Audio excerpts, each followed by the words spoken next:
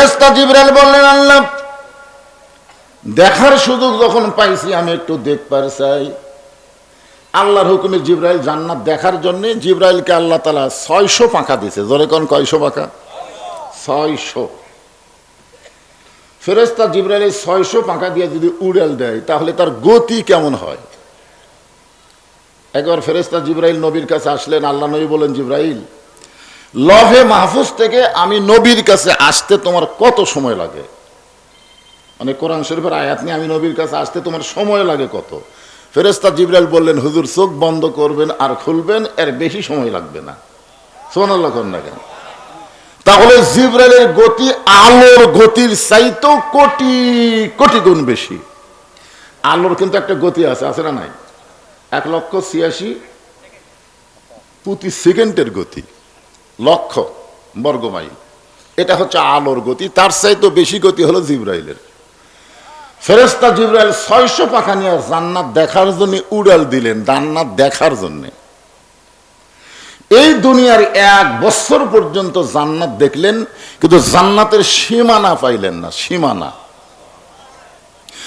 ফেরেশতা জিবরাইল বললেন, আল্লাহ দুনিয়ার 1 বছর ধরে উড়াল দিয়ে জান্নাত দেখলাম, এখন পর্যন্ত জান্নাতের সীমানা পেলাম না। এই জান্নাত কত বড়? আল্লাহ বললেন, জান্নাত কত বড়? দুনিয়ার 1 বছর সময়ের উড়াল দিয়া তুমি মাত্র দেখলে 1 আনা। 16 আনার কয় আনা? ফেরেশতা জিবরাইল বলতেছে, তাহলে আর দেখবো না। আল্লাহ বলতেছেন দেখবা না কেন? জিবরাইল বলতেছে, পরের জায়গা আমার দেখে লাভ কি? আপনার বলেন তো, জান্নাত কি জিবরাইলের জন্য না আমাদের জন্য? আমরা আল্লাহর বান্দা, আমাদের জন্য। পরের জায়গা পরের জমি ঘর বানায় আমি রই, আমি কিন্তু জমির মালিক নই। আসার সময় রাস্তা দেখলাম এই সাইডে একটা সেই বাড়ি, আমি কিন্তু 2 বার তাকাছি। তাকানোর পরে এই গান আমার মনে হয়েছে যে কে রে, পরের জায়গা পরের বাড়ি, আমার দেখে কোনো লাভ আছে? জোরে কোন কোনো লাভ আছে? ফেরেশতা জিবরাইল বললেন, আল্লাহ আর দেখবো না। কেন দেখবো না? বলে পরের জায়গা আমার দেখা লাভ কি? আল্লাহ বলে, বুঝলা বুঝলা ঠিক, কিন্তু 1 বছর পরে বুঝলা। জিবরাইলকে বলতেছে, বুঝলা ঠিকই, কিন্তু কয় বছর পরে? আমরা যারা এখানে বসে আছি আমরাও কিন্তু বুঝবো। কখন বুঝবো? আল্লাহ বললেন, জিবরাইল তাহলে জান্নাত যখন দেখবা না, জান্নাত থেকে বের হও। ফেরেশতা জিবরাইল বললেন, আল্লাহ আমার থাকার যখন সুযোগ নাই, বাইর হওয়া তো লাগবেই। যাওয়ার আগে আপনাকে একটা প্রশ্ন করব। আল্লাহ বলে, কি প্রশ্ন? জিবরাইল বলতেছে, যাদের জন্য এত বড় জান্নাত আপনি বানাচ্ছেন, আমার মনে হয় তারা কোনোদিন জান্নাত দেখা শেষ করতে পারবে না। 600 পাখার উড়াল দিয়া দুনিয়ার 1 বছরে দেখলাম মাত্র কয় আনা? যারা আলোর চাইতে কোটি গুণ বেশি গতি, আর সেই জিবরাইল 1 বছরে দেখলো 1 আনা। তাহলে 16 আনা জান্নাত যাদেরকে আপনি দিবেন, আমার মনে হয় তারা জান্নাত দেখে কোনোদিন শেষ করতে পারবে না। আল্লাহ বলে, জিবরাইল আমার বান্দাকে তুমি জানো কিন্তু চিনো না। জোরে কোন সুবহানাল্লাহ। আমার বান্দা সম্পর্কে তোমার জানা আছে কিন্তু চেনা নাই। এত বড় জান্নাত আমার বান্দা বান্দির দেখতে কত সময় লাগবে? যদি তুমি জানবার চাও, আগামী জুমার দিনে। কোন দিনে? মুয়াজ্জিন যখন জুমার নামাজের আজান দেবে, ওই আজান শোনার পরে সর্বপ্রথম যে মুসল্লি মসজিদের মধ্যে আসবে, তাকে জিজ্ঞাসা করলেই তুমি জানতে পারবে এত বড় জান্নাত আমার বান্দারা কেমনে দেখবে। সুবহানাল্লাহ বলেন না? আপনাদের কি মনে হয় জিবরাইল ফেরেশতার চাইতে আমাদের ক্ষমতা কম না বেশি? যালিকা ফাদলুল্লাহি ইউতিহি মান ইয়াশা, আল্লাহু যুল ফাদলিল আযীম। আল্লাহ তাআলা এত বড় ক্ষমতা বান্দা বান্দীদেরকে দান করেছে। ধরে কোন সুবহানাল্লাহ। আমি সেই ক্ষমতার কথা আজকে কোরআন থেকে বলবো। তার আগে আমি বলতেছি, আপনারা হলেন আল্লাহর বান্দা। সুবহানাল্লাহ বলেন। যারা আমার সামনে বসে আছেন, দাঁড়িয়ে আছেন, সকলকেই অন্তরের অন্তঃস্থল থেকে আমি শুভেচ্ছা জ্ঞাপন করছি। তো যে কথা বলতেছি, শুরুটা একটু মনোযোগ দিয়ে শোনেন, তারপরে আলোচনা যখন শুরু হবে আপনার বুঝতে সহজ হবে। যে আল্লাহ তাআলা আমাদেরকে দয়া করে রহম করে আজকের এই জান্নাতের বাগানে কবুল করেছেন, আমরা খুশি না বেজার? তাহলে জবান খুলে সমস্বরে সকলে বলবো রব্বানা লাকাল হামদ হামদান কাসীরান তাইয়িবান মুবারাকান ফীহি। আমরা আল্লাহর প্রশংসা করলাম। আমাদের মতো ভাগ্যবান কেউ নাই। এমন একজন আল্লাহ পাইছি যার লয় নাই ক্ষয় নাই। আয়াতুল কুরসির প্রথমেই দেখবেন আল্লাহ বলতেছেন আল্লাহু লা ইলাহা ইল্লা হুয়াল হাইয়ুল কাইয়ুম। চেয়ারম্যান সাহেব যাচ্ছে, হ্যাঁ কান্দাবার কথা না, আচ্ছা ঠিক আছে যান। হ্যাঁ চেয়ারম্যান সাহেব মেরে দিচ্ছে যে হুজুরের কাছে কান্দানি লাগবে, কান্দে যাবেন। কি কথা, বাংলাদেশের মানুষ কোন জায়গায় কান্দা লাগবে এটাই জানে না। বাপ মরলে কান্দে না, একটা দুধের গাভী মরছে কান্দিচ্ছে। বাপ মরছে কয় বয়স হলে তো মরবি, বয়স হলে ওরে কি ধৈর্য রে, অর্থ করতে পারি নাই। আর দুধের একটা গাভী দেখে গেছে 2 লাখ টাকা দাম করছে, কিন্তু একটা হার্ট ফেল করে মরিছে। ওরে কান্দন ভাই, গরু মরলে কান্দে, বাপ মরলে কান্দে না। এরা কোন সময় কান্দা লাগবে জানি না। তোর কোন কথা ঠিক কিনা? আল্লাহর প্রশংসা করার কারণ হলো গফিরাতপুর হিন্দু জায়গার মধ্যে মুসলমানের বসবাস। সরল বলেন নাম কি? গুপি নাথপুর। এই জায়গায় থাকা লাগতো ভগবানের দল, কিন্তু ভগবানের গোষ্ঠী নাই, সব আল্লাহর বান্দারা বসে গেছে। ধরে কোন সুবহানাল্লাহ। এটা ভাগ্য, ভাগ্য। আমাদের ভাগ্য এত ভালো যে আমরা বিশ্ব নবীর উম্মত হওয়ার তৌফিক পেয়েছি। বলেন সুবহানাল্লাহ। নিদানে আখেরাতে তরাইতে পলসে রাতে কান্ডারি হইয়া নবী পার করিবেন সেই তরণী। সবাই বলেন নবী মোর পরশমণি, নবী মোর সোনার খনি, নবী নাম ভাবে যে জন সেই তো দোজাহানের ধনী। আলহামদুলিল্লাহ। এখন যে কোরআন থেকে সূরা আসর নিয়ে আপনাদের সামনে আলোচনা হবে, আপনারা সবাই এক বাক্যে বলবেন এই কোরআনের মধ্যে কোনো সন্দেহ? সবাইকে বলা লাগবে তো। এটা কি আমার কথা না আল্লাহর কথা? যিনি কোরআন আমাদেরকে প্রেরণ করেছেন তিনিই কোরআনের প্রথমে বলতেছেন জালিকাল কিতাবু লা রাইবা ফিহ হুদাল্লিন নাস। হুদাল্লিল নাস। এই কোরআনের প্রথমে আপনারা জানেন না, আমি বক্তা ইচ্ছা করে ভুল করলাম, এই কারণেই করলাম আপনাদের কাছে আমি জানবার চাচ্ছি। কারণ এখানে যদি আল্লাহ হুদাল্লিন নাস বলতো তাহলে একটু ফাঁক ফুঁক থাকতো, যে যাই আসবে মাহফিলে তারা হেদাত পাবে। কিন্তু না, এখানে আল্লাহ মুত্তাকিন শব্দ ব্যবহার করে বুঝাই দিলেন কোরআন থেকে পাইকারি হারে হেদাত পাওয়া যাবে না। কোরআন থেকে হেদাত নিতে গেলে মুত্তাকি হওয়া লাগবে। জোরে কোন কথা ঠিক কি না? তো সেই কোরআন আজকে আপনাদের সামনে ছোট্ট একটা সূরা, খুব খেয়াল করবেন, সূরা আসর। আসর শব্দের অর্থ হলো সময়। জোরে বলেন কি? আচ্ছা, 5 ওয়াক্ত নামাজের মধ্যে একটা নামাজের নামও কিন্তু আসরের নামাজ, নাই নাকি? হ্যাঁ। লাইলাতুল মিরাজে আল্লাহ যখন নবীকে 5 ওয়াক্ত নামাজ দিচ্ছেন, আমরা অনেকে বলি নবী 50 ওয়াক্ত পাইছিল। আসার সময় মুসা নবীর সাথে দেখা হলো। মুসা নবী বলল যে আপনার উম্মতেরা 50 ওয়াক্ত পারবি না, আপনি কমাইলে আসেন। নবী আল্লাহর কাছে গেলে আল্লাহ 5 ওয়াক্ত কমাই দিল, 45 ওয়াক্ত নিয়ে আসতেছিল। মুসা নবী বলল পারবে না। এভাবে নবী 9 বার গেছে। কয়বার? শেষে 5 ওয়াক্ত আছে। মুসা নবীর সঙ্গে যখন দেখা হলো, মুসা নবী বললেন এই 5 ওয়াক্তও পারবে না। নবী বললেন আর কমাবার চাই না। এ ওয়াজ বক্তা করেছে, শ্রোতারা শোনার সময় শুনে ওয়াজ শুনে যাচ্ছে আর বলতেছে যদি মুসা নবীর সাথে দেখা না হতো, মানে শ্রোতারাই গল্প করতেছে, যদি দেখা না হতো তাহলে 24 ঘন্টার মধ্যে 50 ওয়াক্ত নামাজ আমরা কেমনে পড়তাম রে? কি ভাবতেছেন? যে রাসূল নিজেই বলেছেন ইন্নী বুইসতু মুআল্লিমান, নিশ্চয় আমি শিক্ষক হিসাবে দুনিয়াতে প্রেরিত হয়েছি। জোরে কোন সুবহানাল্লাহ। এ কথাটা আল্লাহ নবী বলেছেন। নবী শিক্ষক হিসেবে দুনিয়াতে এসেছেন, নবীকে শিক্ষা দেওয়ার মতন যোগ্যতা কারো নাই, একমাত্র শিক্ষক হলেন আমার আল্লাহ। জোরে বলেন কে? তো মুসা নবী বলতেছে পারবি না, আবার যান, পারবি না, আবার যান, পারবি না, আবার যান। যেই নবীর জুতার পরশে আল্লাহর আরশ ধন্য হয়, সেই নবীকে ৯ বার পাঠানোর মতন যোগ্যতা মুসা নবীর নাই। জোরে কোন কথা, ঠিক কথা বলেন না কেন ভাইজান? আপনারা বলেন তো, বাইতুল মুকাদ্দাসে যে 2 রাকাত নামাজ হলো, কয় রাকাত? এই 2 রাকাত নামাজের ইমামতি কে করছে, মুসা নবী না আমাদের নবী? এই নামাজ পাওয়ার আগেই কিন্তু 2 রাকাত নামাজ পড়ছে। আল্লাহর আরশে যাওয়ার আগেই এই দুনিয়ায় বাইতুল মুকাদ্দাসে নবী 2 রাকাত নামাজ পড়াছেন।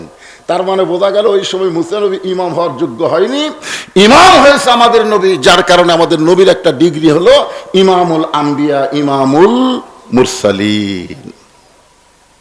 এখন 50 ওয়াক্ত হোক, আমরা যেটা পাইছি সেটাই ওয়াজ করতেছি। কয় ওয়াক্ত? জোরে বলেন না কেন, কয় ওয়াক্ত? 5 ওয়াক্ত নামাজের মধ্যে 3 ওয়াক্ত নামাজ তাড়াতাড়ি হয়।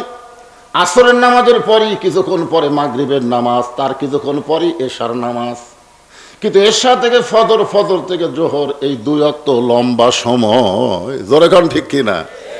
আপনারা বলেন তো, এশা থেকে ফজর আর ফজর থেকে জোহর, এই 2 ওয়াক্ত লম্বা কেন?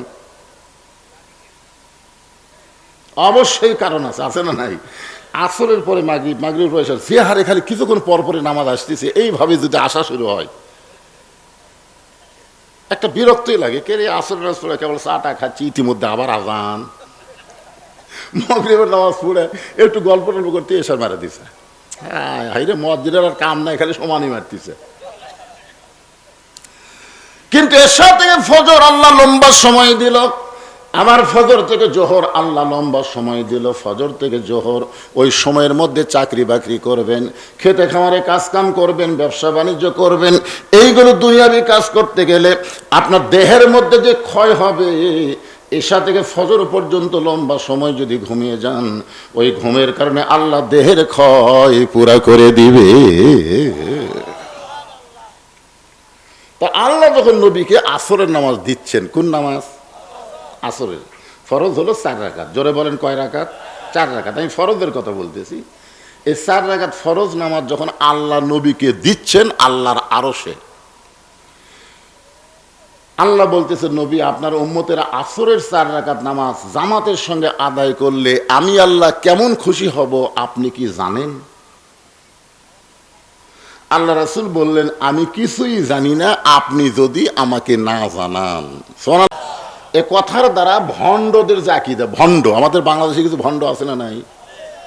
আমার বাবা চোখ বন্ধ করে সব কয়,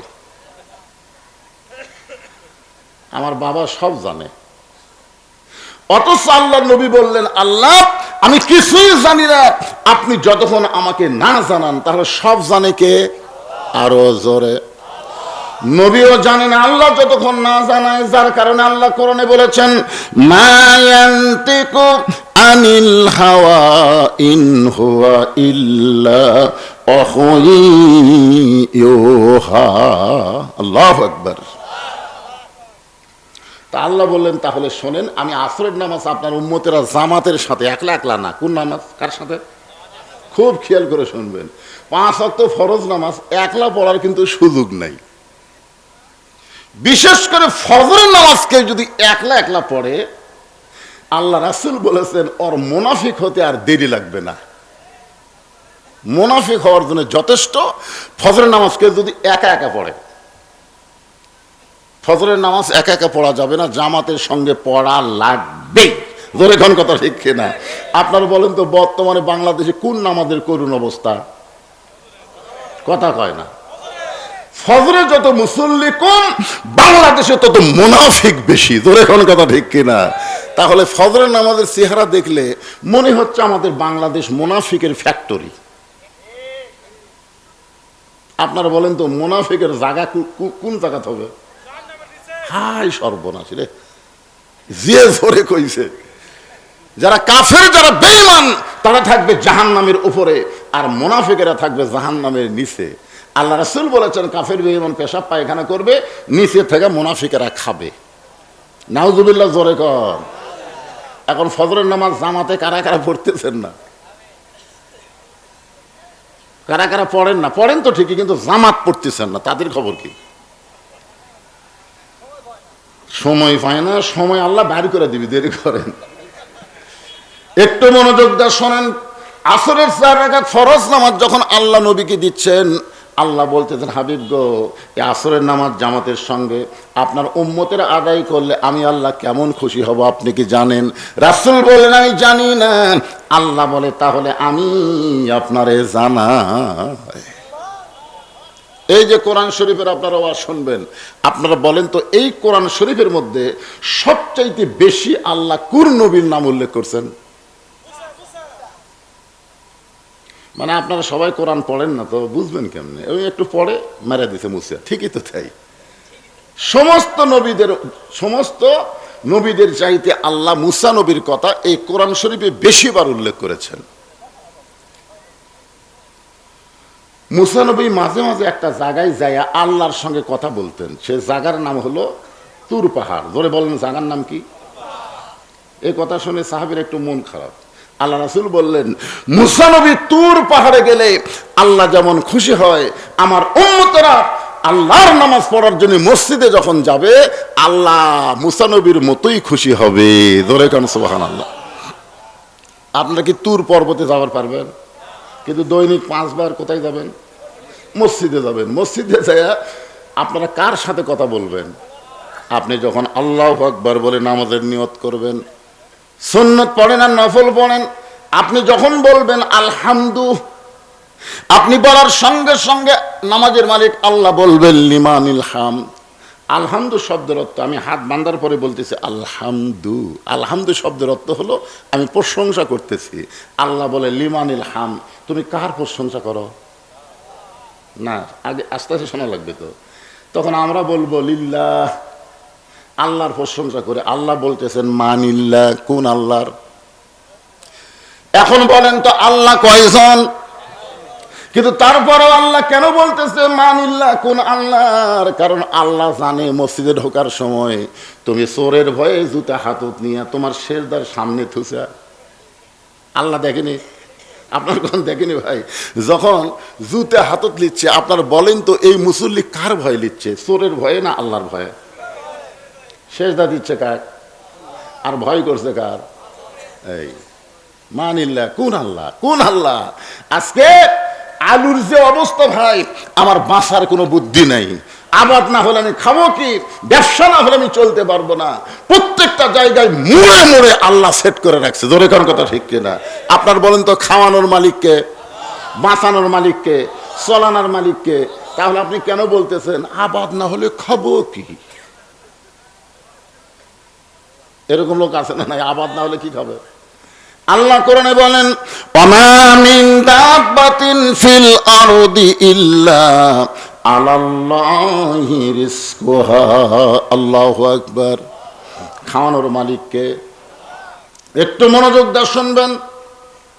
মুসা তুর পর্বতে গিয়া দাঁড়িয়ে আছেন আসামের মতন। আপনি মসজিদে গিয়া কার সামনে দাঁড়ান? আচ্ছা, খুব খেয়াল করে বলেন তো, আপনি যখন মসজিদে যায় এরকম হাত বাঁধতে দাঁড়ালেন, কার সামনে? তো মুসা নবী তুর পর্বতে গিয়ে কার সামনে দাঁড়াছে? কিছুক্ষণ পরে আল্লাহ বলতেছে, মুসা অনেকক্ষণ হলে দাঁড়িয়ে আছো, তোমার খবর কি? মুসা বলতেছে আলহামদুলিল্লাহ। তো মুসা আলাইহিস সালাম চিন্তা করতেছে, আল্লাহ যখন আমার খবর শুনবার চালো, তাহলে আমিও আল্লাহর খবর শুনি। একটু সাহস আছে তো, আল্লাহর সাথে কথা বলতে বলতে সাহস হয়ে গেছে। তো বলতেছে, আল্লাহ আপনার খবর কি? যে বলছে আল্লাহ আপনার খবর কি, আল্লাহ বলতেছেন, মুসা আমি আল্লাহ কেমন আছি যদি জানবার চাও, ইযহাব ইলা ফিরাউন ইন্নাহু তাগা। ফিরাউনের কাছে যাও। কারণ ফিরাউন আর জাগাত নাই, সীমা লঙ্ঘন করছে। সীমা লঙ্ঘন বোঝেন? এই সীমা লঙ্ঘন করার কারণে আজকে হাসিনার অবস্থা কি? হাসিনা 5 বছরের ভোট লিয়া 15.5 বছর থাকছে। জোরে খান কথা ঠিক কি না? পরে আর ভোট দেয়নি, সীমা লঙ্ঘন করে বিনা ভোটে হয়ে গেছে। তারপরের বছর আবার দিনের ভোট রাতে করছে। আর তারপরের বছর 24 সালে আবার ড্যামি নির্বাচন করছে। ইন্নাহু তাগা, এর নাম হলো সীমা লঙ্ঘন। আপনি আপনার পকেটে 100 বার হাত দেন, আপনার পকেটে 100 বার হাত দেন, আপনাকে লোকজন বলবে যে লোকটার একটা বদ অভ্যাস আছে, নিজের পকেটে বারবার হাত দেয়, কিন্তু তেমন কিছু বলবে না। কিন্তু এই পকেট বাদ দিয়ে যদি এই পকেটে যায়, এটার নাম কি? সীমালঙ্ঘন। মানে আমার পকেট বাদ দিয়ে আমি অন্যের পকেটে গেছি, আমার বউ বাদ দিয়ে আমি পরের বউয়ের দিকে তাকাই আছি। এরকম আছে না নাই? ধরে কেন আছে না নাই? বউ বাদ দিয়ে শালির দিকে খালি কুত্তার লাগাল বারবার তাকায়, এরই নাম হলো তগা, এটার নামই হলো সীমালঙ্ঘন। এখন মুসা আলাইহিস সালাম আল্লাহ কেমন আছে জানার জন্য ফেরাউনের দরবারে গেছে। ফেরাউনের দরবারে গিয়ে দেখে ফেরাউন জিকির করতেছে আনা রব্বুকুমুল আলা, আনা রব্বুকুমুল আলা। 41 সালের আগে আমাকে নামাইকে জিকিরের সাইদ হলো আনা রব্বুকুমুল আলা, আমি হলাম সবচাইতে বড় আল্লাহ। আল্লাহ কয় 41 সাল লাগবে না, 24 সালের 5ই আগস্ট তোকে ভারতে পলান লাগবে। জোরে কোন কথা ঠিক কি না? একটু মনোযোগ দিয়ে শুনবেন। মুসা আলাইহিস সালাম চিন্তা করতেছে, কে রে, আমি যার সাথে তুর পর্বতে কথা বললাম সেটা কে? আর সিয়ারত বৈশা ই যে সবচাইতে বড় আল্লাহ দাবি করতেছে, ই কে? আপনারা বলেন তো, যাই এখনই তুর পর্বতে আল্লাহর সঙ্গে কথা বলছে সেই লোকটা আল্লাহর উপরে ঈমান কম না বেশি? কারণ কিছুক্ষণ আগে কার সাথে কথা বলছে? যারা প্রতিদিন এই কোরআন শরীফ পড়েন, প্রতিদিন ফজরের নামাজের পরে আপনি পড়েন, কোরআন থেকে যেখানে খুশি সেখানে পড়েন, কিন্তু রাসূল বলেছেন সূরা মুলুক যদি কেউ তেলাওয়াত করে, প্রত্যেক দিন ফজরের নামাজের পরে সূরা মুলুক তেলাওয়াত করে, কোরআনের কত আয়াত পড়ে পড়ুক, অসুবিধা নাই, কিন্তু নির্দিষ্টভাবে সূরা মুলুক তেলাওয়াত করার কারণে আল্লাহ তার কবরের সমস্ত আযাব মাফ করে দেয়। জোরে বলেন সুবহানাল্লাহ।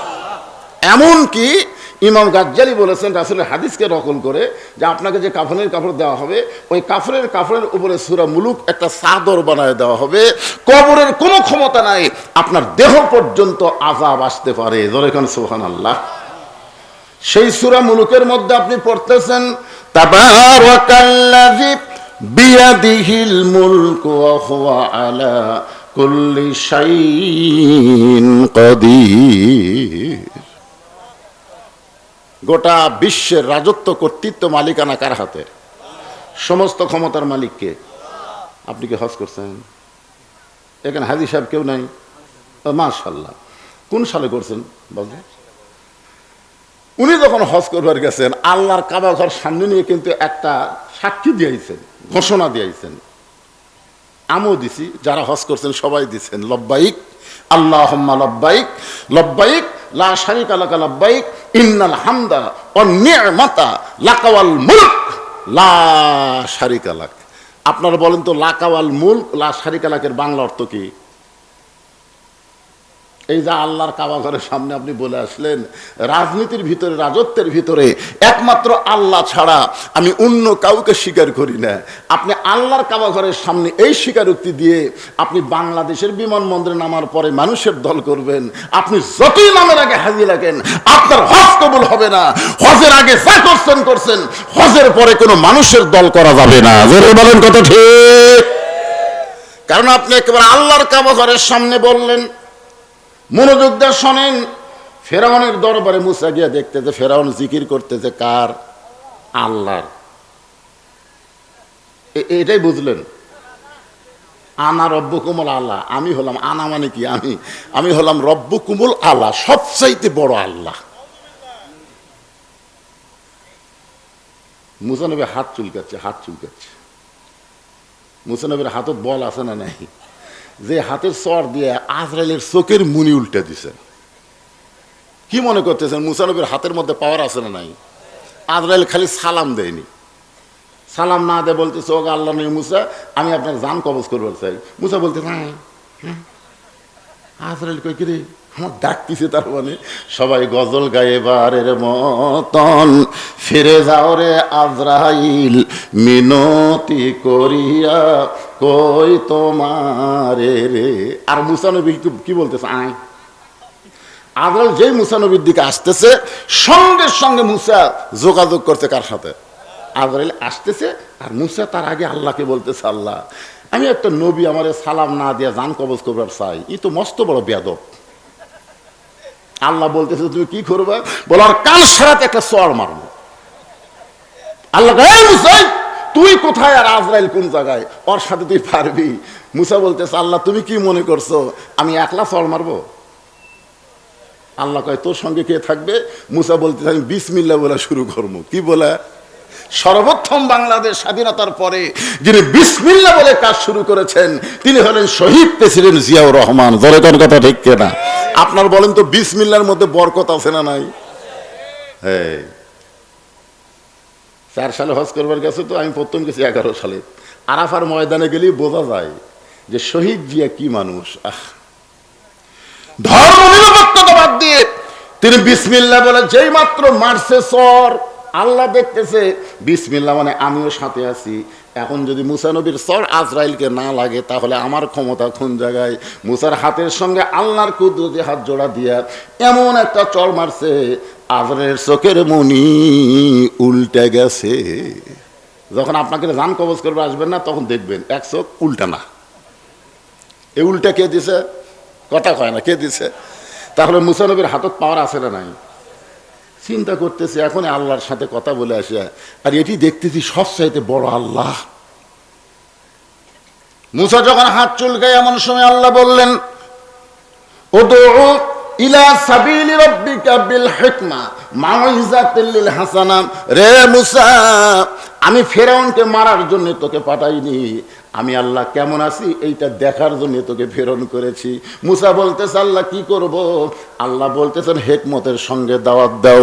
সঙ্গে সঙ্গে মুসা বললেন লা ইলাহা ইল্লাল্লাহু মুসা কালিমুল্লাহ। যেই কইছে লা ইলাহা ইল্লাল্লাহ মুসা কালিমুল্লাহ, সঙ্গে সঙ্গে ফেরাউন লাফ দিয়ে উঠছে। আপনারা বলেন তো লা ইলাহা ইল্লাল্লাহর পাওয়ার আছে না নাই? এতক্ষণ যেই ফেরাউন কি অহংকার মারতেছে সিয়ারত বসে, কিন্তু যেই লা ইলাহা ইল্লাল্লাহ শুনছে সঙ্গে সঙ্গে ফেরাউন লাফ দেবে, এই মুসা তোর আল্লাহর জিকির করবি, তোর আল্লাহর জাকাত যা। আমার রাজত্বের মধ্যে তোর আল্লাহর কোনো জিকির চলবে না। তো মুসা বলতেছে তাহলে বাঁটা দে, বাঁটা দে, তোর কতটুকু আল্লাহর কতটুকু এটা বাঁটার দরকার আছে না নাই? আপনাদের এলাকায় কি কোন বাঁটা দে না মাপা দে? দুটাই কয়। এখানে আঙ্গুল দিয়ে দেখাচ্ছে বাঁটা নিচ্ছে। হুজুর এই দেখতেছেন না এগুলো সব জমি আমার হুজুর, এই সাইডে যা দেখতেছেন আমার ভাইয়ের, এই সাইডে যা দেখতেছেন আমার চাচার, এই পুকুর পুষ্করে সব আমার। তো সবই যদি তোমার বাঁটা নিলে আল্লাহর, তখন আল্লাহটা দেখবার গেলে 2 মিনিট হাঁটা লাগবে হুজুর। আল্লাহ আমি দেখাবার পারতেছি এখানে নাই, দেখবার গেলে কয় মিনিট হাঁটা লাগবে? 2 মিনিট হাঁটা মসজিদের সামনে গিয়ে বলতেছে হুজুর এখানেও আল্লাহর কিছু ছিল না, আমার চাচা 10 শতক আল্লাহ দান করছে, আর আমরা গোটা গ্রামের লোক টাকা পয়সা তুলে আল্লাহ ঘর বানিয়ে দিছি। ফেরেশতারা বলতেছে আল্লাহ এই দেশের নাম কি? যেই দেশে তোমার কিছু নাই, ওর চাচা জায়গা দিলে জায়গা পাও, টাকা দিয়ে তোমার ঘর বানায় দেয়, ওই দেশের নাম কি? আল্লাহ বলতেছে ওই দেশের নামই বাংলাদেশে।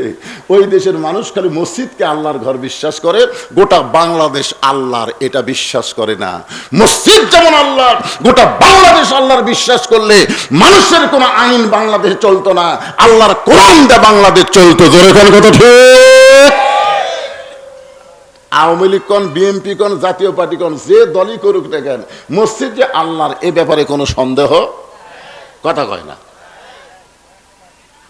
আওয়ামী লীগও কিন্তু দেখাচ্ছে ওই যে আল্লাহর ঘর, বিএনপি বলতেছে আল্লাহর ঘর, জামাত কয় আল্লাহর ঘর, তাবলিগ কয় আল্লাহর ঘর। তো সব দলের মুসলমান আল্লাহর ঘর বিশ্বাস করে, এই জন্য মসজিদের মধ্যে যায় দেখবেন কোনো দলাদলি হয় না, সবাই মিলে পায়ের গোড়ালির সঙ্গে গোড়ালি মিল করে কাতার সোজা করে। ধরে কোন কথা ঠিক কি না? আওয়ামী লীগ যদি 4 আঙ্গুল সামনে যায়, বিএনপি হাত ধরে টান মারতেছে, লাইনও তাই লাইনও তাই। আওয়ামী লীগ আর মুখের দিকে না তাকায় পায়ের দিকে তাকায় বলে আমি খেয়াল করিনি ভাই, মানে কে টান মারলো ওদিকে খেয়াল নাই। ফেরেশতা কয় আল্লাহ তোমার ঘরের মধ্যে ঢুকলে 14 দল 20 দল ভাঙ্গা কাতার সোজা হয়, কিন্তু এরা বাইরে গেলে এত দলাদলি করে কেন? আল্লাহ বলতেছে এই মসজিদ যে আমার এটা সবাই বিশ্বাস করে, কিন্তু বাইর সাইড যে আমার এই বিশ্বাস করে না। যেদিন বাংলার মুসলমান বিশ্বাস করবে মসজিদও তার, গোটা বাংলাদেশও তার, সেদিন মসজিদের সৌন্দর্য আল্লাহ গোটা বাংলাদেশে চালু করে দিবে। তো এখন ফেরাউন কি বলতেছে? বাঁটা দে। মুসা বলতেছে বেটা দে, তোর কতটুকু আল্লাহর কতটুকু। সঙ্গে সঙ্গে ফেরাউন বলে মুসা আমার রাজত্বের মধ্যে আমার রব্বুকুম আলা জিকির চলবে, লা ইলাহা ইল্লাল্লাহ চলবে না। সঙ্গে সঙ্গে মুসা নবীর চুল খাড়া হয়ে গেল, মাথার চুল কি হয়েছে খাড়া হয়ে টুপির ভিতর দেবার আছে। মুসা নবী যখন রাগ করে তখন সব চুলগুলা খাড়া হয়। আল্লাহ বলে মুসা তুমি যেভাবে রাগ করেছো আমার অর্ডার হলো এখন তুমি দৌড় দাও। মুসা বলতেছে আল্লাহ কেবল মোশন লিচ্ছি। আল্লাহ বলতেছে আমার অর্ডার হলো দৌড় দাও। 15.5 বছর আমরা দৌড়াদৌড়ি করছি, কি কোন দৌড়াননি? আর হাসিনা কি বলে আমার ভয়ে বিএনপি বাড়ির থাকে না, আমার ভয়ে জামাত বাড়ি ছাড়ছে, আলুর বাগুড়ের মধ্যে লুকে আছে আমার। কি মনে করতেছেন মুসা নবীকে ফেরাউনের ভয় করছে? কথা কয় না রে ভাই, চুল খাড়া হয়ে গেছে এখন লাগাবি। ইতিমধ্যে আল্লাহ হুকুম করলো মারো দৌড়। আল্লাহর হুকুমকে পালন করতে মুসা যখন দৌড়ায় ফেরাউন বলতেছে আমার ভয়ে দৌড়াই রে সাঙ্গ পাঙ্গ, চলো আমরা ফেরাউনকে একটু ধাওড়ায় রেখে আসি। কিছুক্ষণ পর মুসা নবী তাকায় দেখে ফেরাউন তার দলবল নিয়ে আসতেছে। আল্লাহ বলে মুসা রে পিছন দিকে তাকাস না, সামনের দিকে দৌড়া। মুসা বলতেছে আল্লাহ দুনিয়ার সমস্ত মানুষ মনে করবে আমি মুসা ফেরাউনের ভয়ে দৌড়াই। আল্লাহ বলতেছে মানুষ কি মনে করলো সেটা পরের কথা, জাগা মতো যা, আমি আল্লাহ ওরে সাইজ করব। 24 সালের 5ই আগস্ট আসা লাগবি তো, তার আগে তো সাইজ হবি না। কারণ বিএনপিরা সব ঘরের মধ্যে আছে, জামাত ইসলাম কুটি লুকা ছিল খুঁজে পাওয়া যাচ্ছিল না। হায় হায় জামাত যা ছিল বোঝাই যাচ্ছিল না। বিএনপি মাঝে মধ্যে একটু বাড়াবার চাই কিন্তু ও যে ভয় দেখায়। কিন্তু মুসা দুষ্ট আবু সাইদ রংপুরে যখন 2 হাতকে প্রসারিত করে দিল আল্লাহ তখন একটা জায়গা দিছে। জোরে কোন কথা ঠিক কিনা ভাইজান?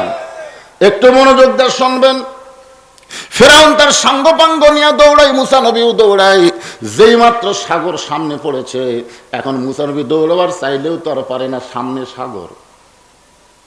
মুসা বলতেছে আল্লাহ কি করব? আল্লাহ বলতেছে ব্রেক কর। যেই ব্রেক করছে ফেরাউন সৈন্যদের নিয়ে এসে বলতেছে মুসা আর পলাবার পারবি না, আমরা সৈন্যরা 3 দিকে অস্ত্র শস্ত্র নিয়ে দাঁড়াই আছি, সামনে হচ্ছে সাগর, সামনে হলো সাগর। বর্তমান হাসিনার ফাঁসি দেওয়ার পরে ভারত কি করছে? এই বাংলাদেশ একটাবার খেয়াল করে দেখো, 3 দিকে আমরা ভারত, একদিকে সাগর, পলাবা কোন দিক দিয়ে? একই অবস্থা মুসা নবীর হয়েছে, দেখেন একই অবস্থা। ফেরাউন বলতেছে আমরা সবাই 3 দিকে লাঠি সোটা নিয়ে দাঁড়ায় আছি, সামনে সাগর, পলাবা কোন দিক দিয়া? সঙ্গে সঙ্গে আল্লাহ জানাই দিলেন নাসরুম মিনাল্লাহি ওয়া ফাতহুন কারীব ওয়াবাশশিরিল মুমিনিন। আমার সঙ্গে যারা পারেন তারা পড়েন হাসবিয়াল্লাহু নি'মাল ওয়াকিল ওয়া নি'মাল মাওলা ওয়া নি'মান নাসির।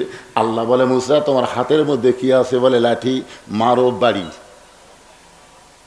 মুসা বলতে আছে আল্লাহ যত লক্ষ লক্ষ লাঠি লিয়ে খাড়ায় আছে, এটি আমার 1 লাঠির খাওয়া আছে? আল্লাহ বলে মুসা আমি কোন জায়গায় বাড়ি ওরে কইছি? সাগরে একটা বাড়ি বসো। মুসা নবী যেই সাগরে বাড়ি মারছে আল্লাহর প্রতি ভরসা করে, সঙ্গে সঙ্গে সাগরকে আল্লাহ 12 লাইন রাস্তা বানিয়ে দিয়েছে। সামান্য কয়েকজন সঙ্গী নিয়ে মুসা নবী আল্লাহর শুকরিয়া আদায় করার কারণে ওই সাগরের তলদেশে 1 নিয়তে 4 রাকাত নামাজ আদায় করেছে। আল্লাহ ডাকলেন হাবিব ওই সাগরের তলদেশে মুসা নবীর 4 রাকাত নামাজ আমি আল্লাহর কাছে এত ভালো লাগছে, আপনার উম্মতের জন্য আমি সংরক্ষণ করে রাইখা দিয়েছি। আজকে লাইলাতুল মেরাজে আপনাকে আসরের 4 রাকাত নামাজ হিসেবে দিয়ে দিলাম। এই 4 রাকাত নামাজ যখন আপনার উম্মতেরা জামাতের সঙ্গে আদায় করবে, আমি আল্লাহ মুসা নবীর সমপরিমাণ সওয়াব তার আমল নামায় দিয়ে দিব। সূরাটার নাম কি? আর আমি আপনাদের ফজিলত শোনালাম আসরের নামাজের। এখন আসেন যুবক যারা বসে আছো, বাবা তোমাদের জন্য আজকে এই ওয়াজটা করা। আসর শব্দের অর্থ হলো সময়। সময়ের দাম বোঝে না, সারা জীবন ঘুষের চাকরি করছে, এখন চাকরি রিটায়ার হয়ে গেছে, এখন সময়ের গুরুত্ব দিছে। নামাজ পড়ে কাঁদতেছে আর বলতেছে আল্লাহ আমি আর জীবনে ঘুষ খাবো না, আমি আর জীবনে ঘুষ খাবো না। দুই কান্দের ফেরেশতাকে আল্লাহ, আর কান্দর থেকে আমরা লেখমুখী। আর যখন ঘুষের চাকরি ছিল তখনই সময় বোঝনি, তখন খালি সমানে দুই হাতে কামাই করছে আর খাচ্ছে। এখন চাকরি গেছে, এখন কান দিচ্ছে আর ঘুষ খাবো না। ঘুষ খাবার চাইলে আর পারবি? সারা জীবন শয়তানি করেছে আর বুড়া বয়সে মসজিদে সিয়ারি লেগেছে, এরকম কিছু মুসল্লি আছে না নাই? জোরে কোন আছে না? সারা জীবন শয়তানি করছে, যৌবনকালে নামাজ পড়েনি, এখন বুড়াকালে যারা 27 গুণ সওয়াবের জন্য মসজিদে গেছে এরকে সওয়াবই ক্যান্সেল করে দিচ্ছে। আপনারা বলেন তো, মসজিদে নামাজ পড়লে 27 গুণ সওয়াব একা একা পড়লে, জোরে করে একা একা পড়লে কখন পড়লে? জামাতের সাথে নামাজ পড়ার নিয়ম কি? যার যেখানে খুশি খাড়া হবে না কাতার সোজা করে দাঁড়ান লাগবে?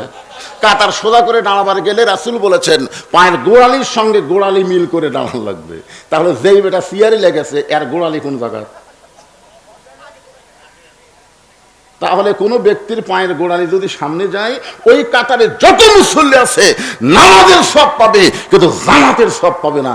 জামাতের সওয়াব আদায় করতে গেলে 4 জন মুসল্লি এসে আর 4 সিয়ারের পাও ধরে কান্দর তোলা লাগবে। যেরকম খাটনি তোলে অক খাটনি মনে করে চেয়ারের পাও ধরে 4 জন ধরে বারান্দা থুয়ে এসে পায়ের গোড়ালি ঠিক করা লাগবে। কোনো ভাঙ্গা সুরা এরকম লোক জামাতে চলবে না। লা ইয়াকাল্লিফুল্লাহু নাফসান ইল্লা উসআহা। সরকারি চাকরি করলে, বুড়া বয়সে চাকরি না করলে, সরকার যদি বেতন দেয়, যৌবন বয়সে যারা নামাজ পড়বে, বুড়া বয়সে যদি জামাতের নামাজ নাও পড়তে পারে, যেখানে নামাজ পড়বে সেখানে আল্লাহ পেনশনের সওয়াব দিয়ে দেয়। সুবহানাল্লাহ, জোরে কর না কেন? আসর শব্দের অর্থ কি? সময়। মিশে মায়ায় বন্দি থাইকা করলাম কত খেলা, পশ্চিমে তাকায়া দেখো তোমার ডুইবা গেছে বেলা। কি বুঝতেছেন আমার ভাই, অজয় ভাই? আমাকে বেলা ডুবে যাচ্ছে ভাই, মন খালি চাচ্ছে বারে আর একবার কি কালো দাড়ি পাওয়া যাবে না? মুখের সামনে গরুর গোস্ত, মুরগির গোস্ত কত দেয়, মন খালি কয় খারে খারে। ইমান বলতেছে ডায়াবেটিস বেড়ে যাবি রে, তোর খাওয়ার সময় শেষ রে, তোর সময় শেষ। আসরের নামাজের পরে মাগরিবের নামাজ যেরকম সময় থাকে না, আমরা যারা এখানে বসে আছি আমাদের অবস্থাও তাই। জোরে কোন কথা ঠিক কিনা? আপনি সত্যি করে বলেন তো ভাইজান, আপনি যে আজকে এই গোপীনাথপুর মাহফিল আইলেন, এখান থেকে বাড়ি যাওয়ার গ্যারান্টি আপনার আছে? এমন কোন আল্লাহর বান্দা আছেন সাহস করে বলেন হুজুর আমি বাড়ি যাবই, এইরকম একজন সাহসী লোক আছে? তার মানে কি বুঝাচ্ছেন? যে এখান থেকে বাড়ি যাওয়ার গ্যারান্টি যদি না থাকে, তাহলে মাগরিব এশার নামাজ বাদ দিয়া যেই যুবকেরা ওয়াজ শুনতেছে এরকে খবর কি? যুবক এই দুটা কে উঠলো রে, এখনই নিয়ত করেন, এখনই ওটার যদি নিয়ত থাকে এখনই যান। কদ্দূর পর্যন্ত আপনি যাবার পারেন আল্লাহ দেখবি। জোরে কোন কথা ঠিক কিনা? কদ্দূর পর্যন্ত যান।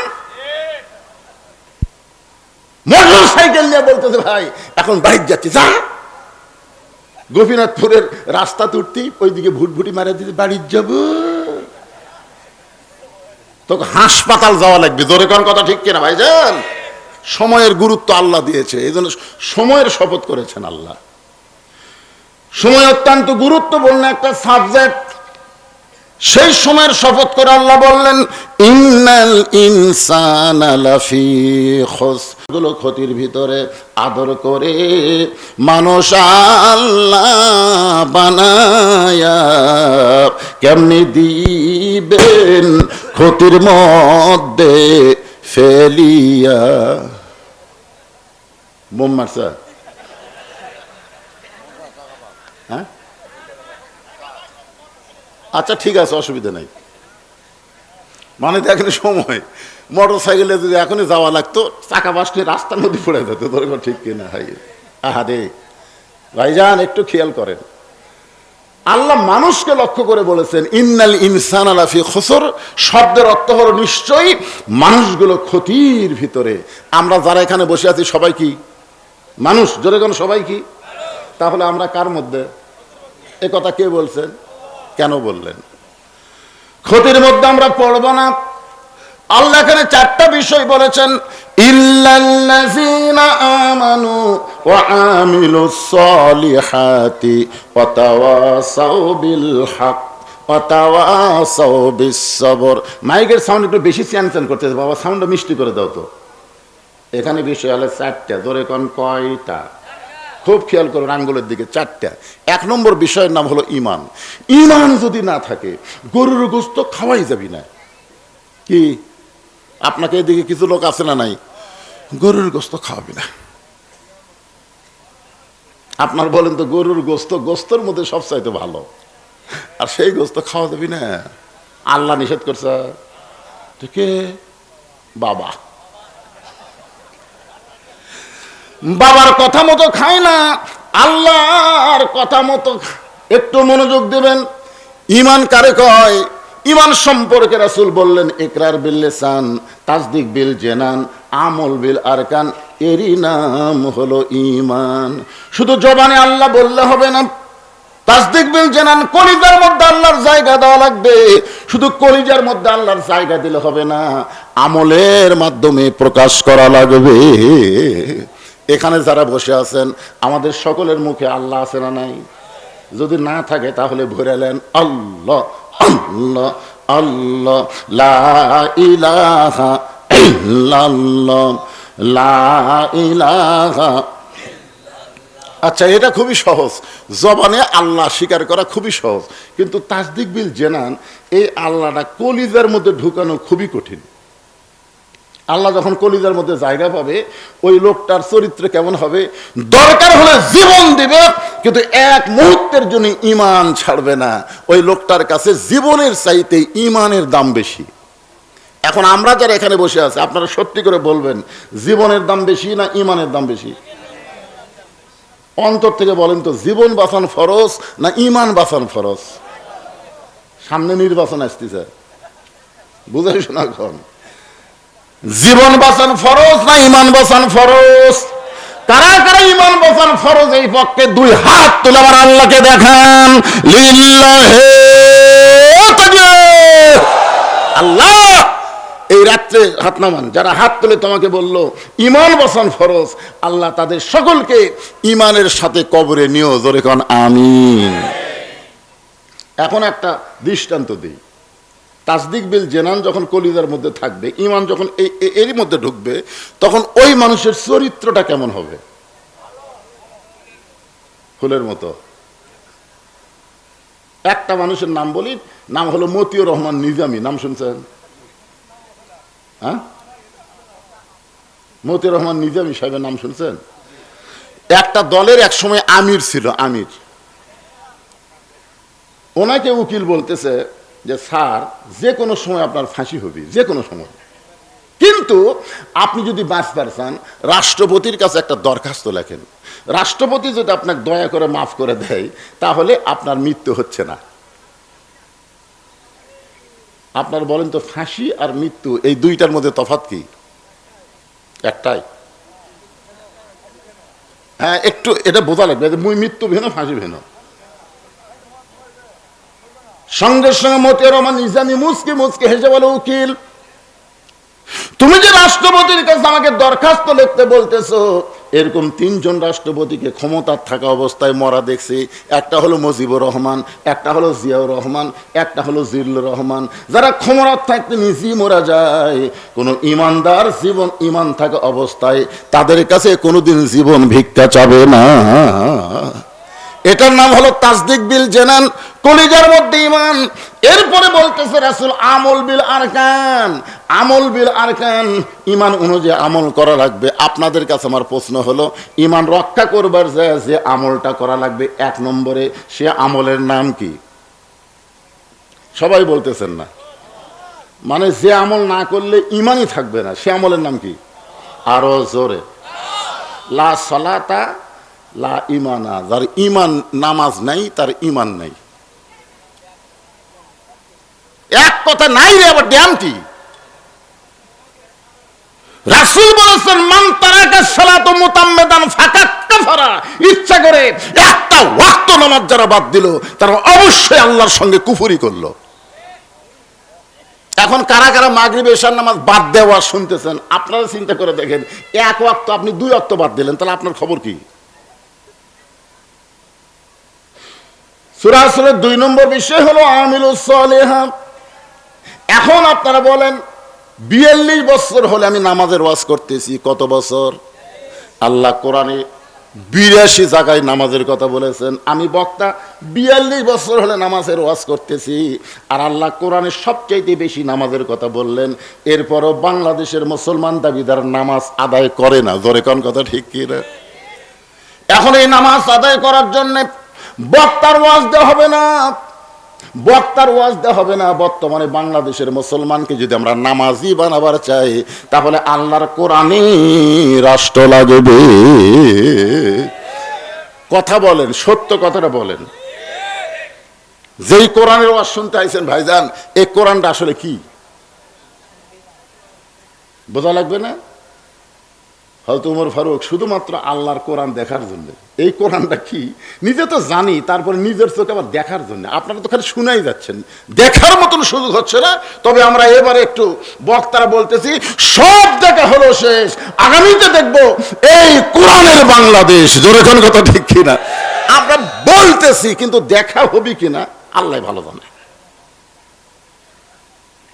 কি সব দেখেননি আপনারা? সব দেখেননি, কিন্তু এটা কি দেখছেন? এটা খালি শুনেই যাচ্ছেন। এক এক বক্তা এক এক ঢঙ্গের ওয়াজ করতেছে, যাচ্ছেন আর বলছেন, কিন্তু এই এলাকার মধ্যে এবার কার ওয়াজ সাকলো রে? তখন বলতেছে, মানে বক্তার ওয়াজ শুনতেছেন, যে দেখার কোনো সুযোগ নেই। কিন্তু হযরত ওমর আল্লাহর কোরআন দেখার জন্য মদিনার অলি গলি ঘুরতে গিয়ে হঠাৎ দেখতে পায় 2 পাহাড়ের মাঝখানে বিস্তীর্ণ মরুভূমি। ওই মরুভূমির মধ্যে একজন রাখাল উট আর দুম্বা চড়ায়। হযরত ওমর আল্লাহর কোরআনকে দেখার জন্য রাখালকে সালাম দিলেন, আসসালামু আলাইকুম রাখাল ভাই, আমার পেটে ক্ষুধা লাগছে, আমি উটের 1 পেয়ালা দুধ চাই। রাখাল মুচকি মুচকি হাসে। ওমর ফারুক বলে, রাখাল আমি তোমার সালাম দিলাম, তোমার কাছে উটের দুধ চাইলাম, তুমি সালামের উত্তর দিলে না, উটের দুধ দিবা কিনা সেটাও বলো না, তুমি মুচকি মুচকি হাসার কারণ কি? রাখাল বলে, পথিক আমি তোমার সালামের উত্তর দিব, উটের দুধও তোমাকে দিব, কিন্তু আগে জানতে হবে তোমার পরিচয়। তুমি যে আমারে সালাম দিলে, উটের দুধ চাইলে, তুমি আসলে কে? ওমর ফারুক চিন্তায় পড়ে গেলেন, শুধুমাত্র আল্লাহর কোরআন দেখার জন্য আমি অর্ধ পৃথিবীর খলিফা ছদ্মবেশ ধারণ করেছি।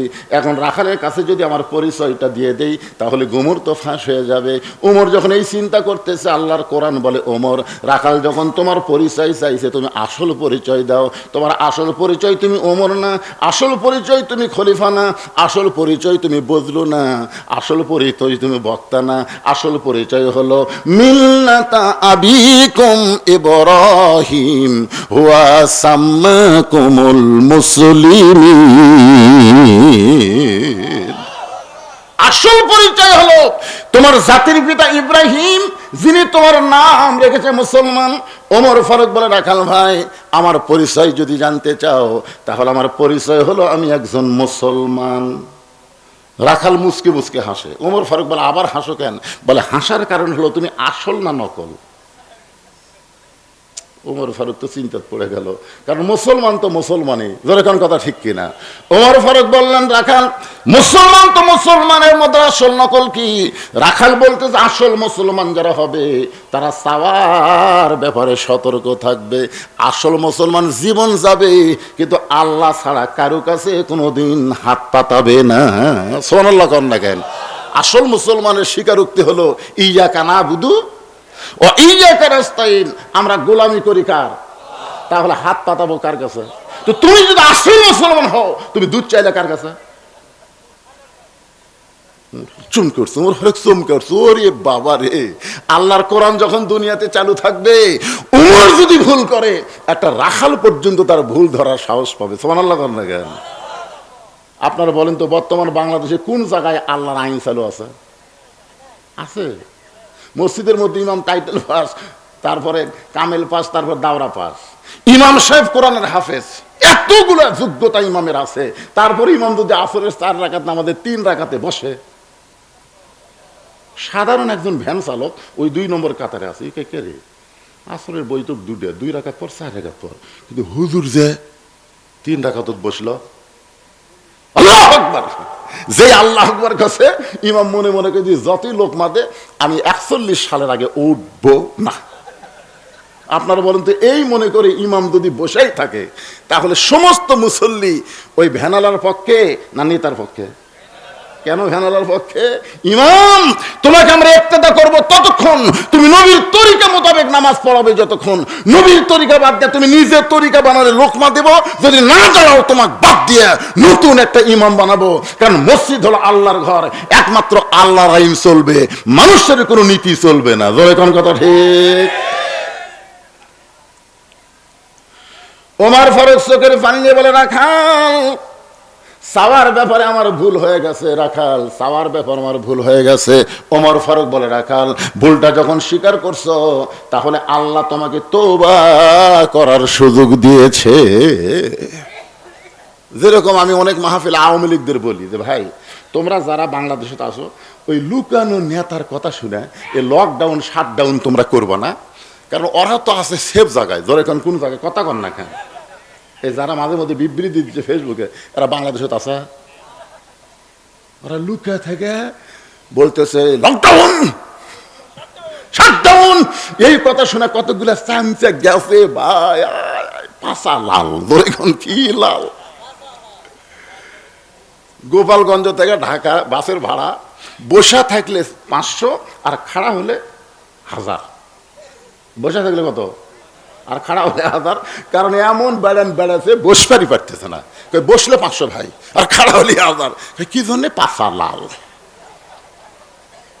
যে দলের একটা মেম্বার থেকে প্রধানমন্ত্রী পর্যন্ত পলায় যায়, সেই দল করে যারা ভুল করছেন আজকে তারা স্বীকার করে তওবা করেন।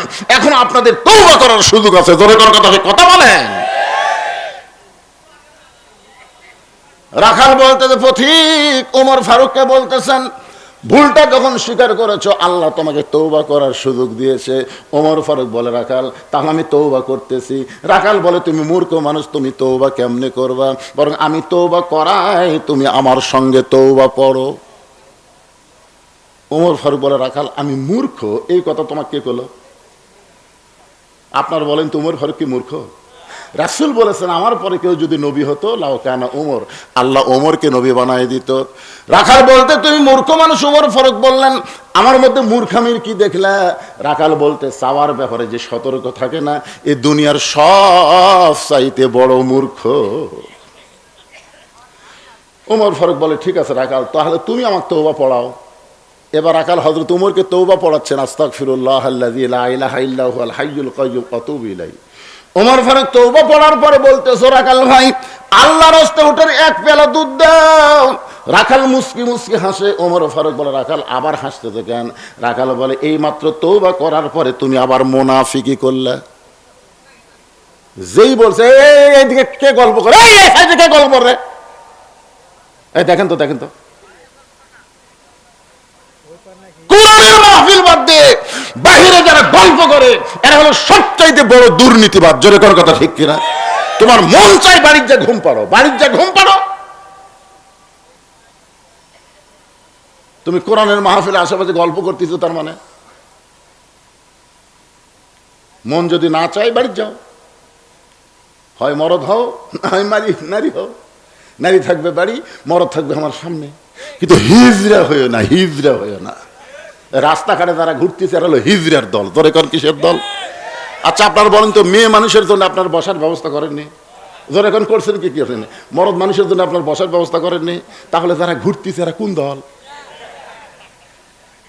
মরদ হলে মরদের মধ্যে আসো, নারী হলে নারীর মধ্যে যাও, কিন্তু বাইরে ঘোরাফেরা করো না। হিজড়া আমাদের কাহালুতে গাঁড়িয়ে, হিজড়া ভদ্র ভাষা, আর গাঁড়িয়া হলো গ্রাম্য ভাষা। দেখি এবার কোন গাঁড়িয়া কথা কয় দেখি। কি মনে কষ্ট পাচ্ছেন? ওমর ফারুককে লক্ষ্য করে রাখাল বলতেছে, এই মাত্র তওবা করে তুমি আমার মুনাফিকি করলে। ওমর ফারুকের চেহারা রক্তের মতন লাল হয়ে গেছে, কারণ মুনাফিক শব্দটা ভালো না খারাপ? ওমর ফারুক বলে, রাখাল আমার মধ্যে মুনাফিকের কি দেখলা? সঙ্গে সঙ্গে রাখাল বলতেছে, লিমা তাকুলু মা লা তাফআলুন। তোমার মুখের সাথে মনের মিল নাই। তুমি সত্যি করে বলো তো, আমি কি উটের মালিক? বলো, আমি যদি উটের মালিক হইতাম তাহলে তুমি আমাকে রাখাল বলতে না। আর যখন আমাকে রাখাল বলতেছো তখন তোমার মন বলতেছে আমি উটের মালিক না। আর উটের মালিককে বাদ দিয়ে রাখালের কাছে কেউ যদি আল্লাহর হস্তেও চায়, রাখাল দিবার পারবে? যার প্রমাণ আমি নিজেই তার প্রমাণ। আপনার বাইকোলা ওয়াশ করে টেস্টে কেবল নামছি, ইতিমধ্যে এক লোক এসে 100 টাকা দিয়ে হুজুর দোয়া করেন। টাকা 100 চকচকা পরে থুয়ে বললাম কি ধোয়া? বলে হুজুর আমার বইয়ের পেটে বাচ্চা আছে, আল্লাহ যেন একটা পুত্র দেয়। তখন আমি চিন্তা করলাম, কে রে, আমি তো 3 মেয়ের বাপ, আমি নিজেই 3 মেয়ের বাপ। আমার দোয়া দিয়ে যদি পুত্র হতো তাহলে আল্লাহ আমাকে একটা দিত। তো এখন চিন্তা করো, ওই দিলে 100, আমি দিলে 100 দিই, তাহলে কেমন লাগে? অন্য পকেট থেকে 200 বারে রক দিলাম। তাই হুজুর আমি কি টাকা আছে, আমি দোয়া চাই। মানে পাগলা, তুইও যা, আমিও তাই। বলে হুজুর আমি হলাম শ্রোতা, আপনি হলেন বক্তা। পাগল, 3টা মেয়ের বাপ হয়েছে, এত দোয়া করার পরেও আল্লাহ পুত্র সন্তান দেয় নাই। আমার দোয়া যদি আমার বইয়ের পেটের বাচ্চা পুত্র না হয় তাহলে তোর বইয়ের হবে? তাহলে ওদের একটা কাম করেন, আপনার টাকা আপনি না আমাকে দেন। ওরে যেই টাকা দিছি মারতেছি, দৌড়ানো। বললাম কোথায় যাবি? বলে ওই হুজুরের কাছে যাবো, তার পুত্র সন্তান আছে।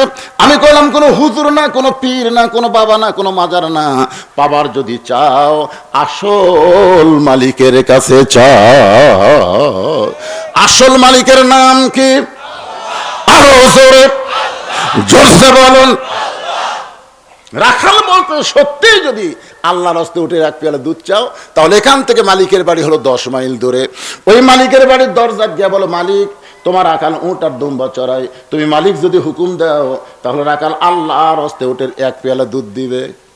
উমর ফারুক বলতেছে, রাখাল ভাই কষ্ট করে 10 মাইল দূরে মালিকের বাড়ি যাওয়ার দরকার নাই, বরং তোমাকে 2টা টাকা দিলাম, এই 2টা টাকার বিনিময়ে তুমি ওটের 1 পেয়ালা দুধ দাও। রাখাল মুসকি মুসকি হাসে। উমর ফারুক বলে, আবার হাসো কেন? বলে হাসার কারণ হলো তুমি হযরত উমরকে চিনো। হাসার কারণ হলো তুমি হযরত উমরকে চিনো। যদি উমরকে চিনতে এরকম বেসাইজা প্রস্তাব দিতে না। তুমি জানো উমরের গুপ্ত বাহিনী যদি দূর থেকে দেখতে পারবাই, তুমি আমাকে 2 টাকা ঘুষ দিছো। আর আমি মালিক বাদ দিয়ে তোমাকে উঠে 1 পেয়ালা দুধ দিছি, তাহলে তোমাকেও ধরবে আমাকেও ধরবে। এই বুড়া বয়সে তুমি ধরা পড়ে চাও? ওমর ফারুক বলে, রাখাল ভাই তাহলে চলো পাহাড়ের গুহার মধ্যে যাই, ওই গুহার মধ্যে গিয়া গোপনে তোমাকে 2টা টাকা দিব, আর তুমি গোপনে উটের 1 পেয়ালা দুধ দিবা। উমরের গুপ্ত বাহিনীও দেখতে পাবে না, আর তোমার মালিকও জানতে পারবে না। রাখাল চিল্লায় বলে, তুমি ভণ্ড, তুমি ভণ্ড, তুমি ভণ্ড। ওমর ফারুক বলে, রাখাল আমার মধ্যে ভণ্ডামির কি দেখলা? রাখাল চোখের পানি বের করে বলে, পথিক ওই পাহাড়ের গুহার মধ্যে দেওয়া নেওয়া করলে ওমরের গুপ্ত বাহিনী দেখতে পাবে না, আমার মালিক জানতে পারবে না, কিন্তু রাখালের আল্লাহ সব দেখতে পায়। সঙ্গে সঙ্গে উমর ফারুক মারছে দৌড়।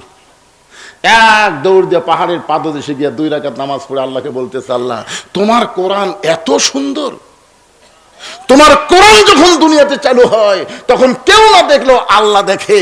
এই বিশ্বাস মুসলমানের কলিজায়। ধরে কারণ সুবহানাল্লাহ। আজকে আমাদের বাংলাদেশে আমরা চারিদিকে তাকাই, রমজান মাসে